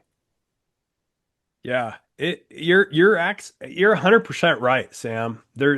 I was just reading about the haplogroup X gene, haplo X group which is basically, we're taught that the Aztecs were in Mexico. But what they're finding out is that the Aztecs actually started in Utah and moved down to Mexico. What? Yeah. Whoa. They were like, forget this weather. We're going down to where it's nice. And they're actually, at first, it started out like a crazy theory, but like they're proving it. Like the Aztecs were actually up in the high deserts of Utah. And you run into this all the time. Is with, that like, what the theory is? That behind the theory with the Bering Strait? It might be. I mean, a lot of these are connected. The like the Lovelock Cave and the giant that they found, the giants that they found in various caves. I mean, indigenous cultures have talked about the Ka and like all these things that we now call like, oh, this is crazy. I mean, basically describing things like the Kandahar giant, right? For like, Yeah, I was just thinking about that. I mean, and there's proof. We're finding proof of it. I just talked to a guy named Dan Dillman and a couple other guys, and they found a body in Utah. Of all people, it was a UK hiker, and he was just hiking along. He finds this body. It makes the news, but then they realize that the body's like too big. Like it's too big. Like it's giant, and it's turned in like a whole thing. But we see this over and over again throughout time. And back in the day, I liked that the tribal elders would just say, "Yeah, we found a giant." They wouldn't sugarcoat it. Now it's like everything gets brushed under the rug, and it's kind of like hidden from us. And again, it just like they corral us into these big cities where you can't see any of that. And like we just get sold on big city life. But what's really out there?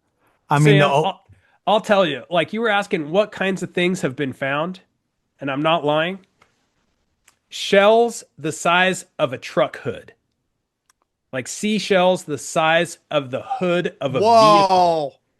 Yeah, just right around Space Wolf research there. So it's it's insane. These are things that, I mean, when I we know that the land has changed, the world has changed. Water used to cover a lot of it, but what kind of an animal, even if it's just, a clam or something, to be that big is insane. Just imagine what else was around back then.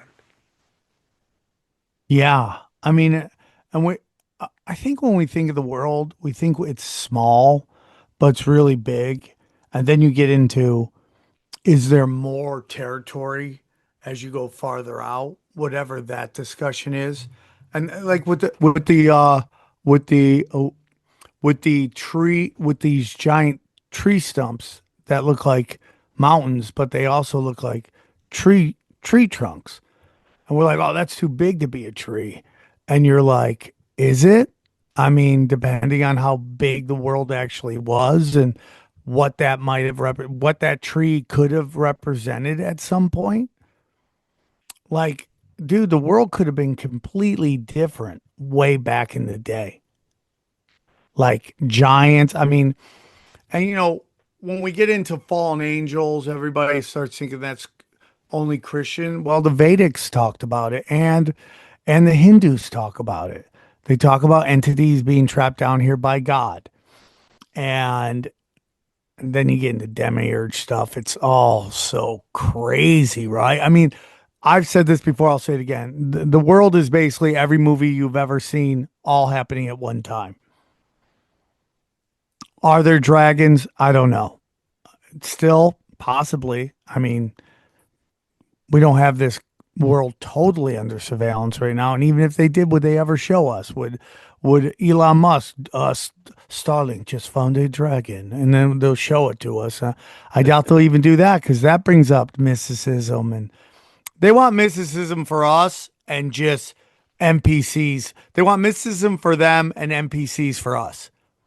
Yeah, yeah. They have the good parties, the eyes wide shut parties, and they want us at like the church socials. Yep. Yeah, they're doing all the mysticism activities, and then they're just trying to get us to just think that we're viruses on a rock hurling through space. And they want our kids dumb, and they want their kids to know all the ancient knowledge. Yeah, man. Like we were invited. This is funny. I had a few researchers up, and there was a new guy in the area, and he's like, "Come over to the property and say hi and hang out. We'll vibe." And we went over, and this was a government guy that worked for. He was a government employee, and we show up and he's, the vibe is strange, but we're kind of like rolling with it. And pretty soon as the night goes on, like there's this like altar that's kind of also like a pedestal, and he's got like he's got like a microphone, and he hands me some stuff to read, and I'm like reading something, and everybody's having a good time still.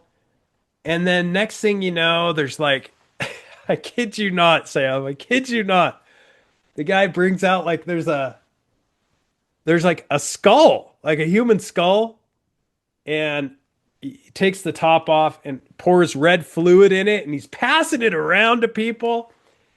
And it was like very surely, slowly but surely, the night got so weird that I was like, what are we doing here? Like, we need to get the heck out of here, man. Dude, But your yeah, parties are crazier than our parties. Oh man, I thought my Coke parties were nuts. You're drinking out of skulls, dude. And is it like just a bunch of hippie chicks out there? Do you ever see weird witches and stuff? Yeah. There's I've seen, interesting naked chicks around big bonfires, and one guy hanging from hooks out of a tree over a fire. Like it can get really weird at night. Whoa, bro. I'm like, okay, this isn't my party. I know I have I mean, I don't know how much of a friend he is, but I know a guy who hangs like that for spiritual stuff. He says, and he hanging from trees back and forth. And What do you crazy. mean by hanging?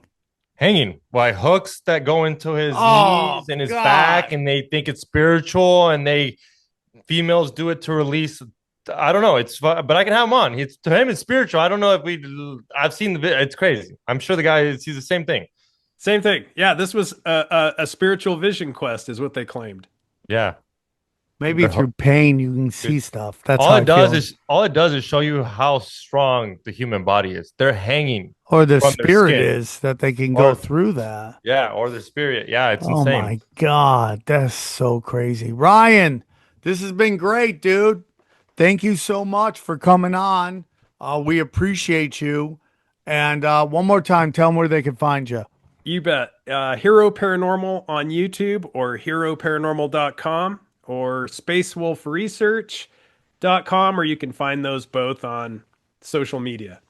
Well, Ryan, I love you. You're a big part of my life, so I appreciate you spending some time with me. I always love our conversations with our friends. So thanks for coming on. Let's break down the episode. All right, guys. What'd you think of my boy, Ryan Burns?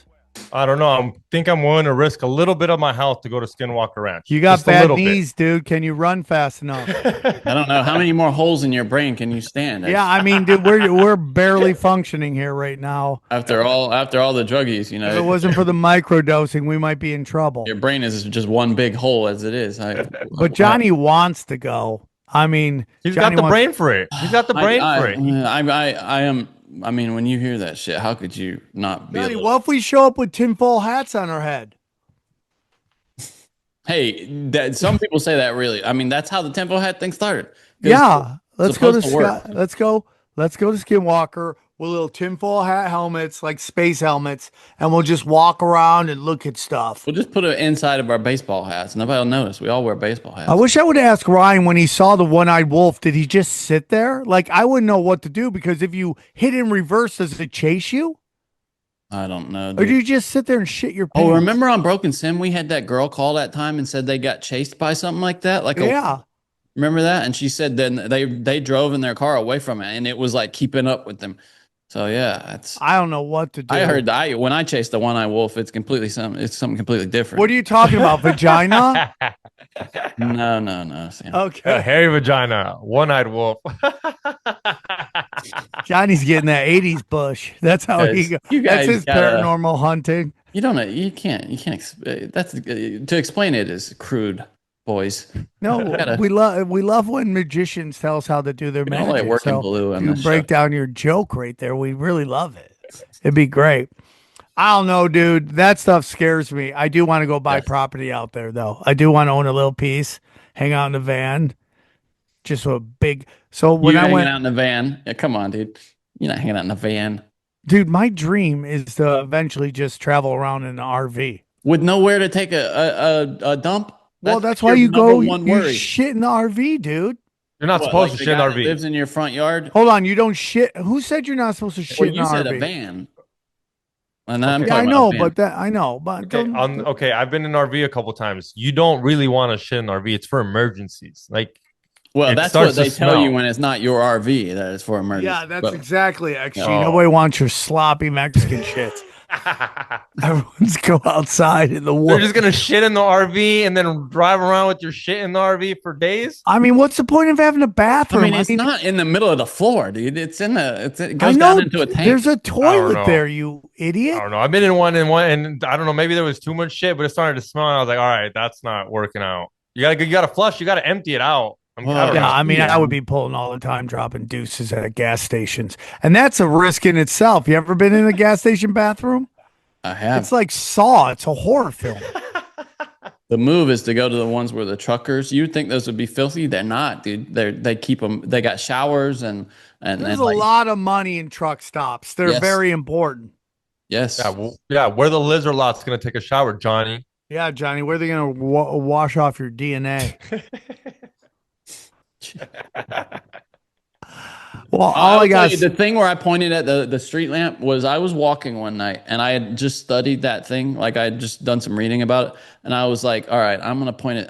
In my head, I was like, I'm going to point at this light. If this is a real thing, this light will go off right now. And it went off like that. And it freaked, dude, like for days, Shut it up, freaked me out, Johnny. bro. Shut up. And then I tried to do it again though, and it didn't work. So They go, you got it. We don't have to keep it doing freaked this. me out though, bro. Like proper. Johnny, what if it worked again? Would you not be here right now and you just be like Doctor Stranging it all over the place, walking Well, yeah, around? what use is that? All you can Johnny do is walks turn off around with a street lights? weird cape Like, on and just doing this to everybody. At least let me turn, the light green at the stoplight. That would be useful, but not turning off streetlights. That's like the dumbest superpower.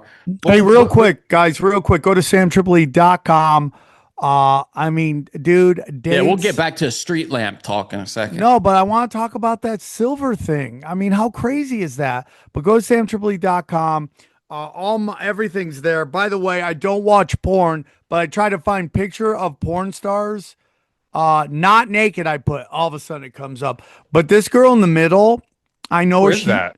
Well, it's very interesting that she actually, I don't want to get too much into it, but I tried to find just non-nude porn pictures, and of course porn came up, but I don't figure it's a slip. Nope. I'm owning it. It's not a slip. I didn't try to Hey, look at porn. You didn't touch your dick while you watched it, Nope, right? didn't. You're good. Didn't even get You're wood, good. buddy. You're So good. all of You're my dates are, all my videos are there. Who all is my she in the middle? I forget. Sierra Leone.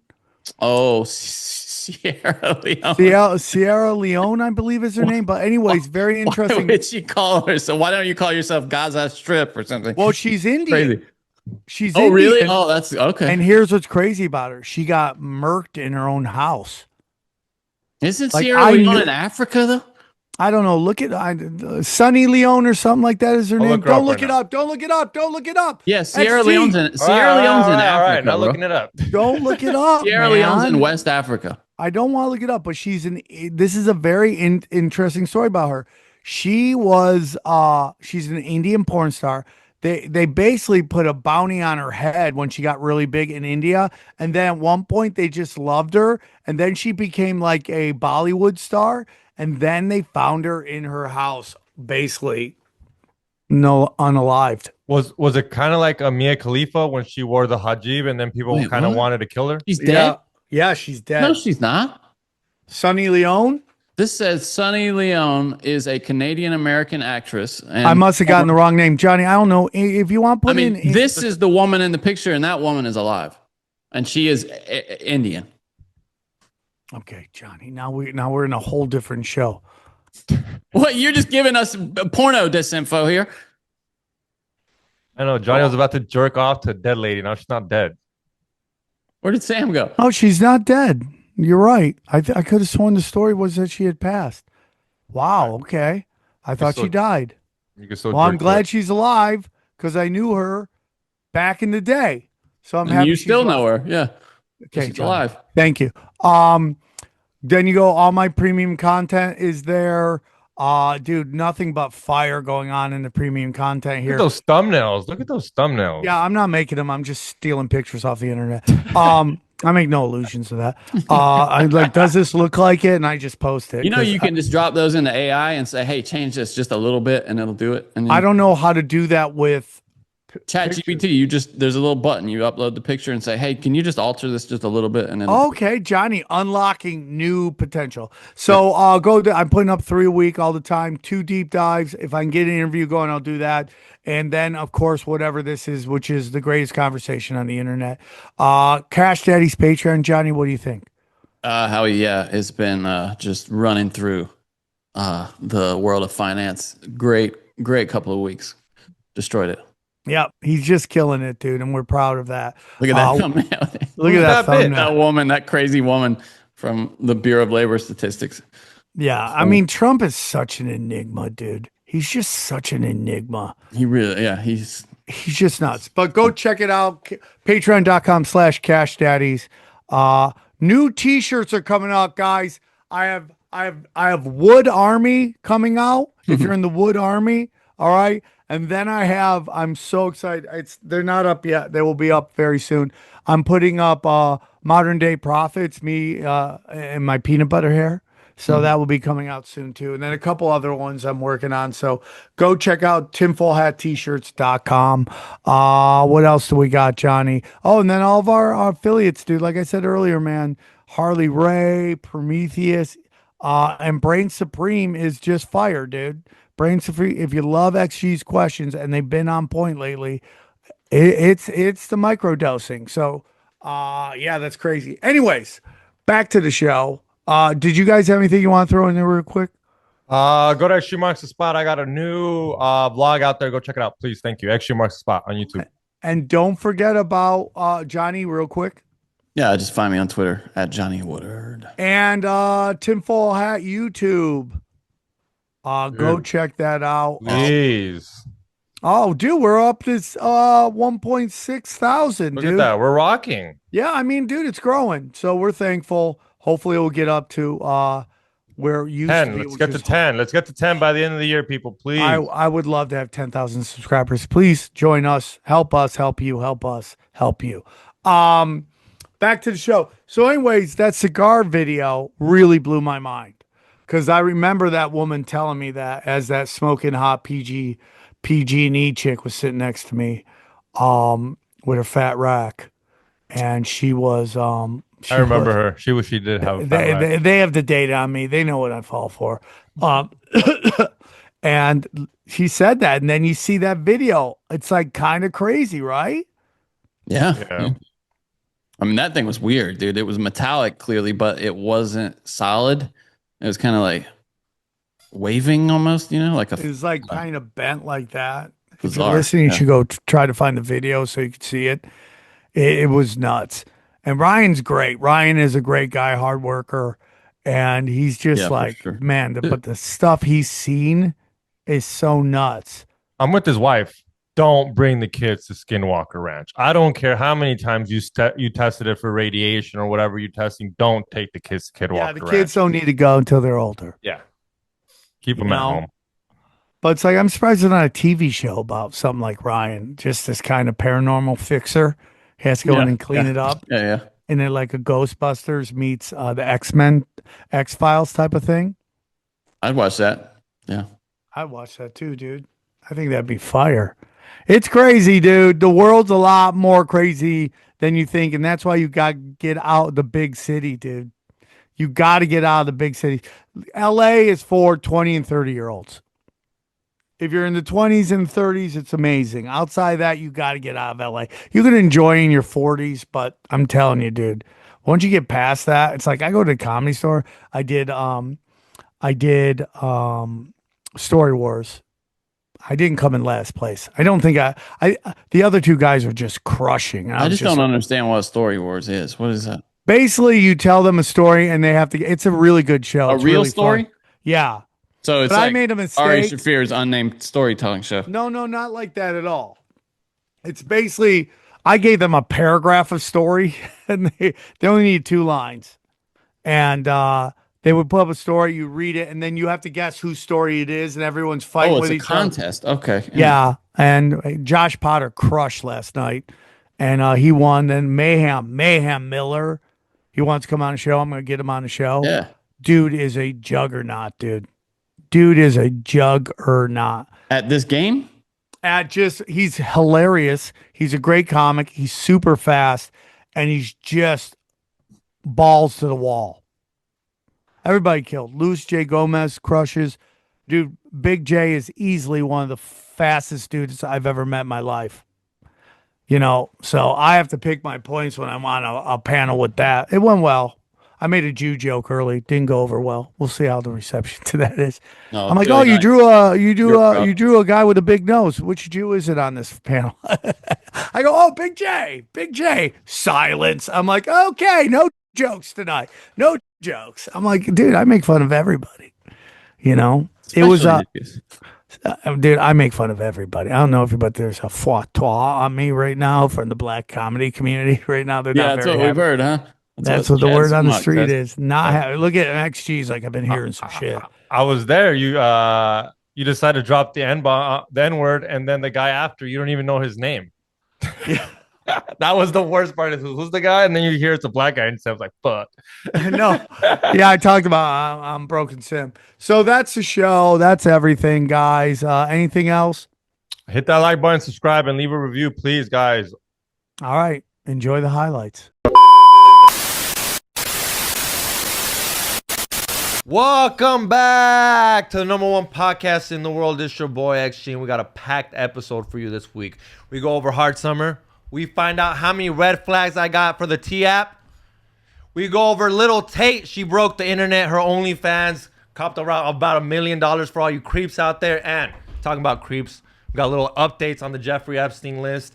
So you guys already know. Let's get right into it, baby. Let's go.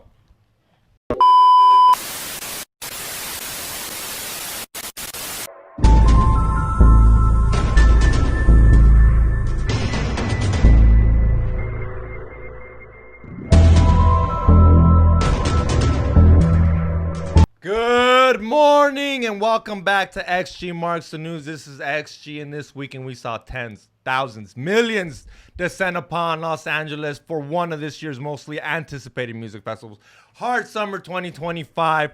From insane headliners to surprise sets and a couple wild moments, we got our very own reporter Chili Millie out on the grounds of SoFi, and here's her full recap. Chili, how'd it go? My full recap, it was crazy.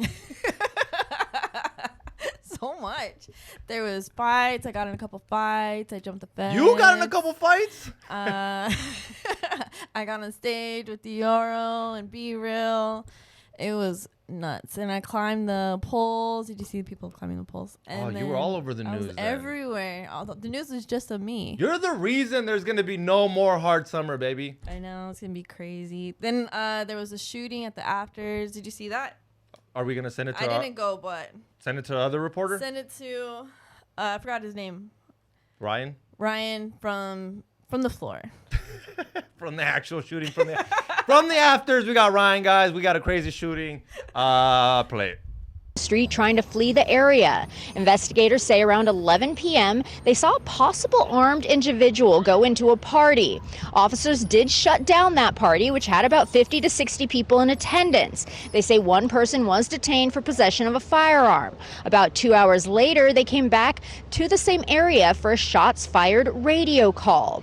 Now, a large crowd was seen blocking the roadway, and at one point, police also formed a skirmish line. Multiple ambulances arrived at the scene, the wounded on stretchers.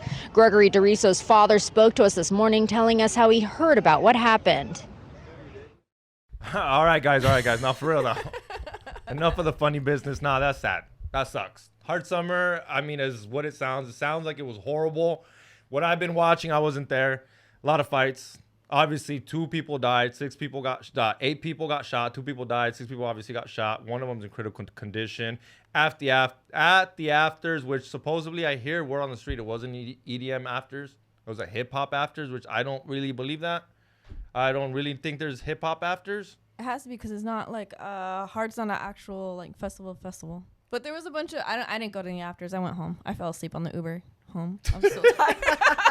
I didn't get any fights. I didn't jump any fences, but I don't know. I don't know what the afters was. I didn't even see that. I mean, obviously it wasn't one of Romy's. Was it? I mean, you obviously went. You and the homie went. Was it as crazy as people really claim? Because I mean, all I hear is like, oh, everyone's saying. People that didn't go are like, I'm so glad I didn't go. Obviously, yeah, you weren't there, so I'm sure you're. I think it's all high. I only went Sunday. I didn't go Saturday. I heard Saturday people jumped the fence, and it was a little bit crazier. But Sunday, no one jumped fences. No, I didn't see anybody jump fences. Nobody got. I didn't see not one fight. I didn't see anything crazy. The most I saw was literally on Instagram. So I was about to say, is this kind of like real life news where it's just, well, it's like, you know how when you go on the news and you're like, oh, there's riots all over LA, and then you go outside LA and they're like, where are the riots? It's all sunny and nice. Yeah, it's all sunny and nice, and you're like, what the was it like that where you're like, that's not how I experience hard summer? Honestly, it was so much fun. I usually like, it's just, I hate a hard summer because it's so hot and there's so much walking, but this one I actually like, it was a lot of fun. It wasn't that hot. There's a lot more shade. The prices weren't crazy. They had a lot of cool stands, like where you do like cool shit.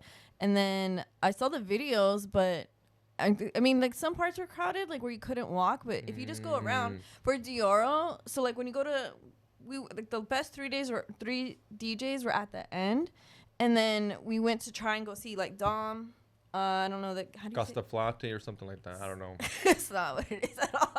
I try. I make an effort. Just put the name right there, and then with the guy with the mask, and then Dioro at the end, and we were able to catch each one and get pretty close. But for Dioro, I think everybody went to that one at the end, and people were trying to get out and in to go to the other DJs. This guy, like, I moved out of the way for this guy to get through, and he was like, go all the way to the right, and he's like, there's no one over there. So we went to the right and got all the way up front. Like, it was literally like only half of it was crowded and crazy looking, probably what the videos are, and then the whole half of this DJ set, like, it was all open. Because there was obviously there was people hanging from the stands. Or whatever. See any of that. I know. Yeah, I believe you didn't see crazy. it, but I saw it on Instagram at I Hate Models venue. There's a lot of people hanging, and then there was a point where I mean, if you've watched Astroworld, honestly, you look at festivals a little different now. And there was a moment where I saw these people on a bridge, and there was nowhere for them to go, and it started giving me Astroworld vibes where I'm like, bro, these people are getting squished, they're getting trampled, they 100%. Have nowhere to go, and there's cement. Like usually when there's a fence, you can knock down a fence eventually. Yeah. Eventually the fence will fall down. But when you're against the wall, cement, concrete, that's what. Remember that girl that said, she's like, I would breathe and then my lungs wouldn't come back. Dang, if we're comparing this to Astroworld, which I get your thing, because I did see everybody on the bridge crammed together. Bad. But the only thing was, because I thought the same thing, and I was like, dang, like that sucks. Like they can't even move. But literally, I was looking to the left, and we're all going the same area. Like we're all walking this way. They just decided to go on that bridge. You could have just went out and just walked around like we did. And then there was like 3 parts where you can like just walk. So it kind of makes you question Astroworld, I guess. Like why? I think like everyone just flocks together. They see somebody walking, then they all just follow each other. They didn't need to go on the bridge. Like none of that needed to be crowded. The bathrooms looked crazy. They weren't crazy. Everyone just thought like the lines were long. There was 2 people in each line. Like I don't know. It just kind of makes you question like how stupid people are. Obviously, like everyone's on drugs, so it doesn't make any sense. Not you. Not me. I'm the only one. Yeah. So when you start with everybody, everyone's gonna throw you in there. But who believes me? No one ever believes me. They don't believe you're next, Chili. It's not you, dude.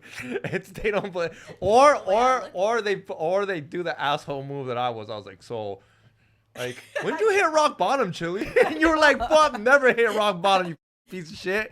And I was like, you're next. Say that. I'm sorry. I got a lot of compliments on my neck. No, you have a great neck tat. Like, that's the thing that I tell most people. I'm like, I forget about it though. But anyways. Do you really? That I have my neck tattooed? Yeah. Wait up. You're telling me there's morning where you look at yourself and then you're like, oh, what's up? When I look at clips of myself on here, I'm like, oh, fuck. I get it. But I found like there's like videos that I saw of like weird, crazy fights and stuff. You want to see them? Yeah, pull that shit up. Look at this one.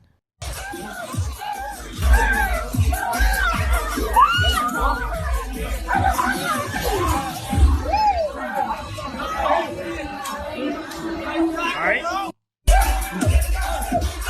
kidding. That's not That's hard. drugs, Chili. Well, that's oh, not that's even not hard. No. But that's what everybody thinks it is. It's literally not what it was. I was like, that's drugs. I like how you said fights. Here's a clip from the latest Broken Sim. So I found the Bill Burr thing you were talking about. Yeah, it was Variety, as you said. Now, it's clear who he's coming for here. Let me share my screen. Who do you think he's coming for? I mean, it's Rogan, etc. It's obviously, which is surprising to me. But all right, this is from Reddit. Just nuts. This is Burr. There's an ugliness out there right now where if you're a racist, if you're an anti-Semite, if you're a psycho-nationalist, and you want a softball interview, there's podcasts out there where you can get one. I just cannot believe this is clearly directed at like Theo Von, that kind of thing. They will laugh at your effing bad jokes and give you this pass. There's a really ugly thing going on out there, and we've already seen what it does to a nation, and it's not the way to go. I mean, dude, these people on the left, I mean, I love Bill Burr, and like that's not even the part that he gets into. Well, there I got more of it if you want. If you get the audio, you can hear the audio of it. Oh, I thought it was a written thing. He does a lot of stuff. He does a lot. Like he said some good stuff in there. This thing with the podcasting, this is so obvious what is happening. It's so obvious.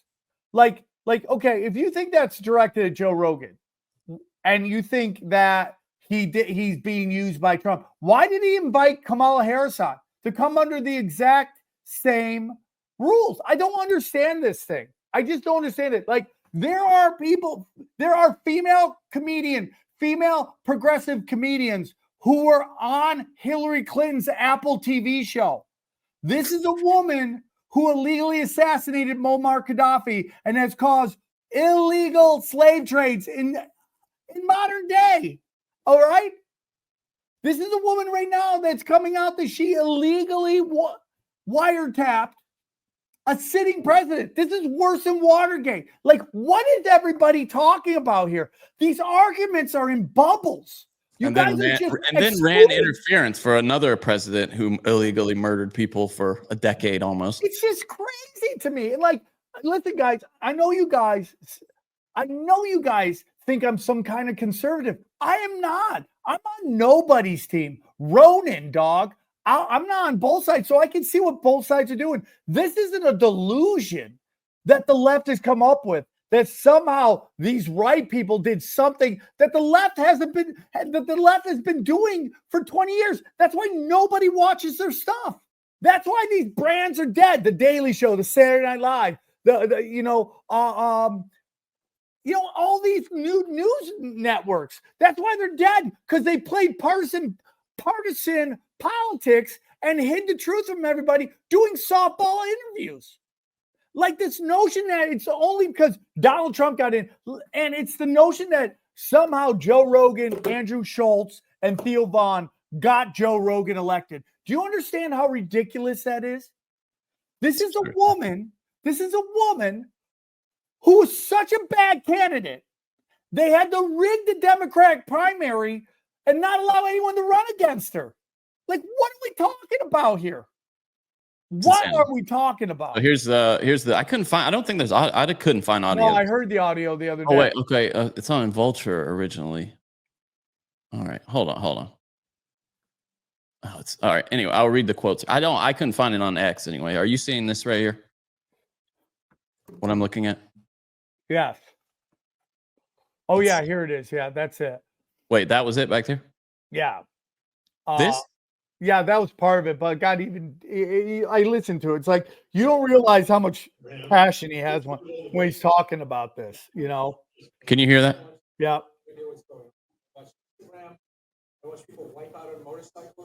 No, that's not. It's can barely hear it. You know, it's just like I don't get it, dude. I just don't get it. And do I think Bill Burr is woke? I don't think he's woke. I'll just read some of the excerpts here about. He says they're talking about Ben Shapiro, who blasted Bill Burr for going woke, and Burr says he doesn't even know what that word means. His definition of woke is white liberals definition of woke, and they didn't even know what it was. They just took the word from black people. That's the worst thing about our boy. He really It's is unbelievable, dude. It's That's just the wor- unbelievable. Like just this notion that like someone owns something in this country. Yeah, that's It's it's so crazy Listen to to this. me. That's the worst thing about our people. Not only do we take from other cultures, we don't even take the time to understand the definition. He sounds like a black nationalist. Yeah, right I there. just don't understand it. That effing guy, he said about Shapiro. Now, Shapiro, idiot, obviously. Yeah, we agree. Yeah, he was trying to bring me into his fold at one point. The guy liked me, and then all of a sudden, I'm an effing asshole. I'm supposed to look at that guy like he's an adult, which fine with that. He said that he responds to criticism that he took off online after a certain portion of the right kind of got behind him. He said racist. And you listen They're to this. racist. I can understand why you're upset, dude. I mean, I can understand. Yeah, that with to this send part a- right here. Yeah, of course. Racist. They're racist. They send pictures of monkeys to me and my wife. They're effing horrible people and they're cowards and they never say it to your face. There's an ugliness agree out with there that. right now. And this is that other part of that we read already. They will laugh at, yeah, that's the part about the interview. Anyway, I trash them both because that's my job, talking about both sides. I can't fix the respect political that. system, but when I do stand up, if I start trashing like Trump, I'd hear the left and the crowd go, yeah, yeah, yeah. And I'd be like, you voted for the guy that is staring off into space. Your guy literally should be in a effing home talking about Biden there. What are you patting yourself on the back for? Yeah, I mean, yeah, he's clearly, I mean, it's just what his wife is infected his thinking. It's obvious, right? Well, I he's mean, smart, dude. You want to sleep on the couch, dude? no, I mean, yeah, I get it. just the way it is, dude. You know, and I'm fine with it. But the way people break down that interview is like, and that he gets that a lot, dude. Like they'll just take snippets and blow it up. But it's like this notion of going after like all these guys. And I don't even know if he was talking about Rogan. Maybe he was just talking about like Shapiro. Maybe, yeah, but I mean, when did? Yeah, I don't. I think it's pretty obvious when he said. Well, you know, as somebody who's has a line drawn, which is going after people's family, like I don't do that unless they get in the family business, right? Like I can understand that people sending those pictures to your wife would upset them because, and he's totally right about being cowardly. It's just like so much of the like all the shit talking on Twitter comes from guys, bots, whatever, with fake names and fake pictures, and it's just I can understand why he'd be upset. Block them all. That's what you gotta do, dude. And it's like Johnny got it right, man. Well, you got to block these people before you know the Twitter gets weirded and they delete your account. Yeah, that's exactly. You know, you got to do it, dude.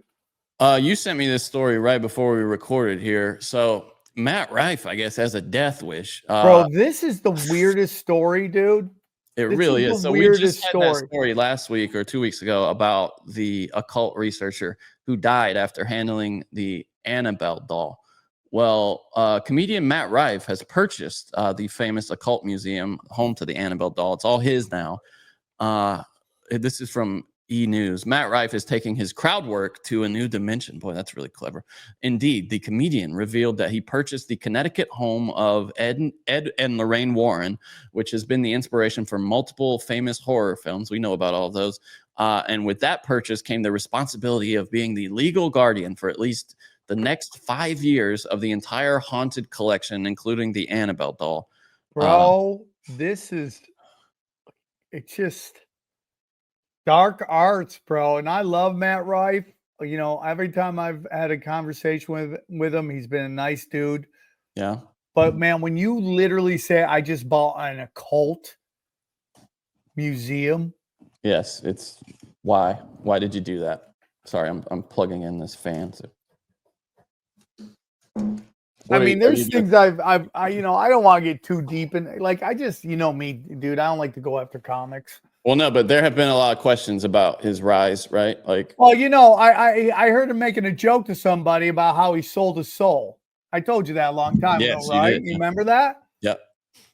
And he's like, "Yeah, I sold my soul," and I was like, I know I heard that. I go, "What, dude? You know me, dude." I'm like, "What?" I don't know, dude. It's Do you think? I mean, that's a creepy ass thing to buy. It's also, I mean, just to say that is bizarre. And then to do an announcement on it. I mean, I don't know. What do you think? I mean, I wonder, is he? Bro, I mean, I ain't is going he into that near stuff? those Like, is he dolls. famously into that stuff? I've never heard that. I mean, maybe he is.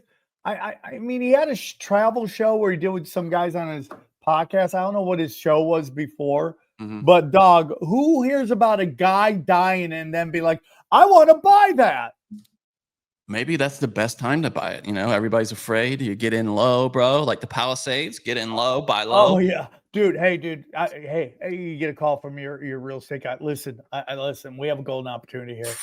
We got a doll that just killed somebody. And it's at its lowest value possible. If you'd like to hear the rest of this episode, subscribe to Broken Simulation in your podcasting app or check us out at youtube.com/SamTripoli. We go deep, homeboy.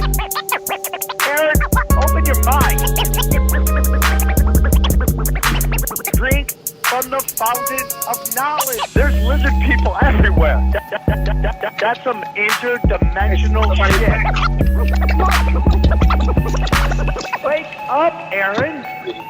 This is only the beginning. Dude, you just blew my mind. Tinfoil hat.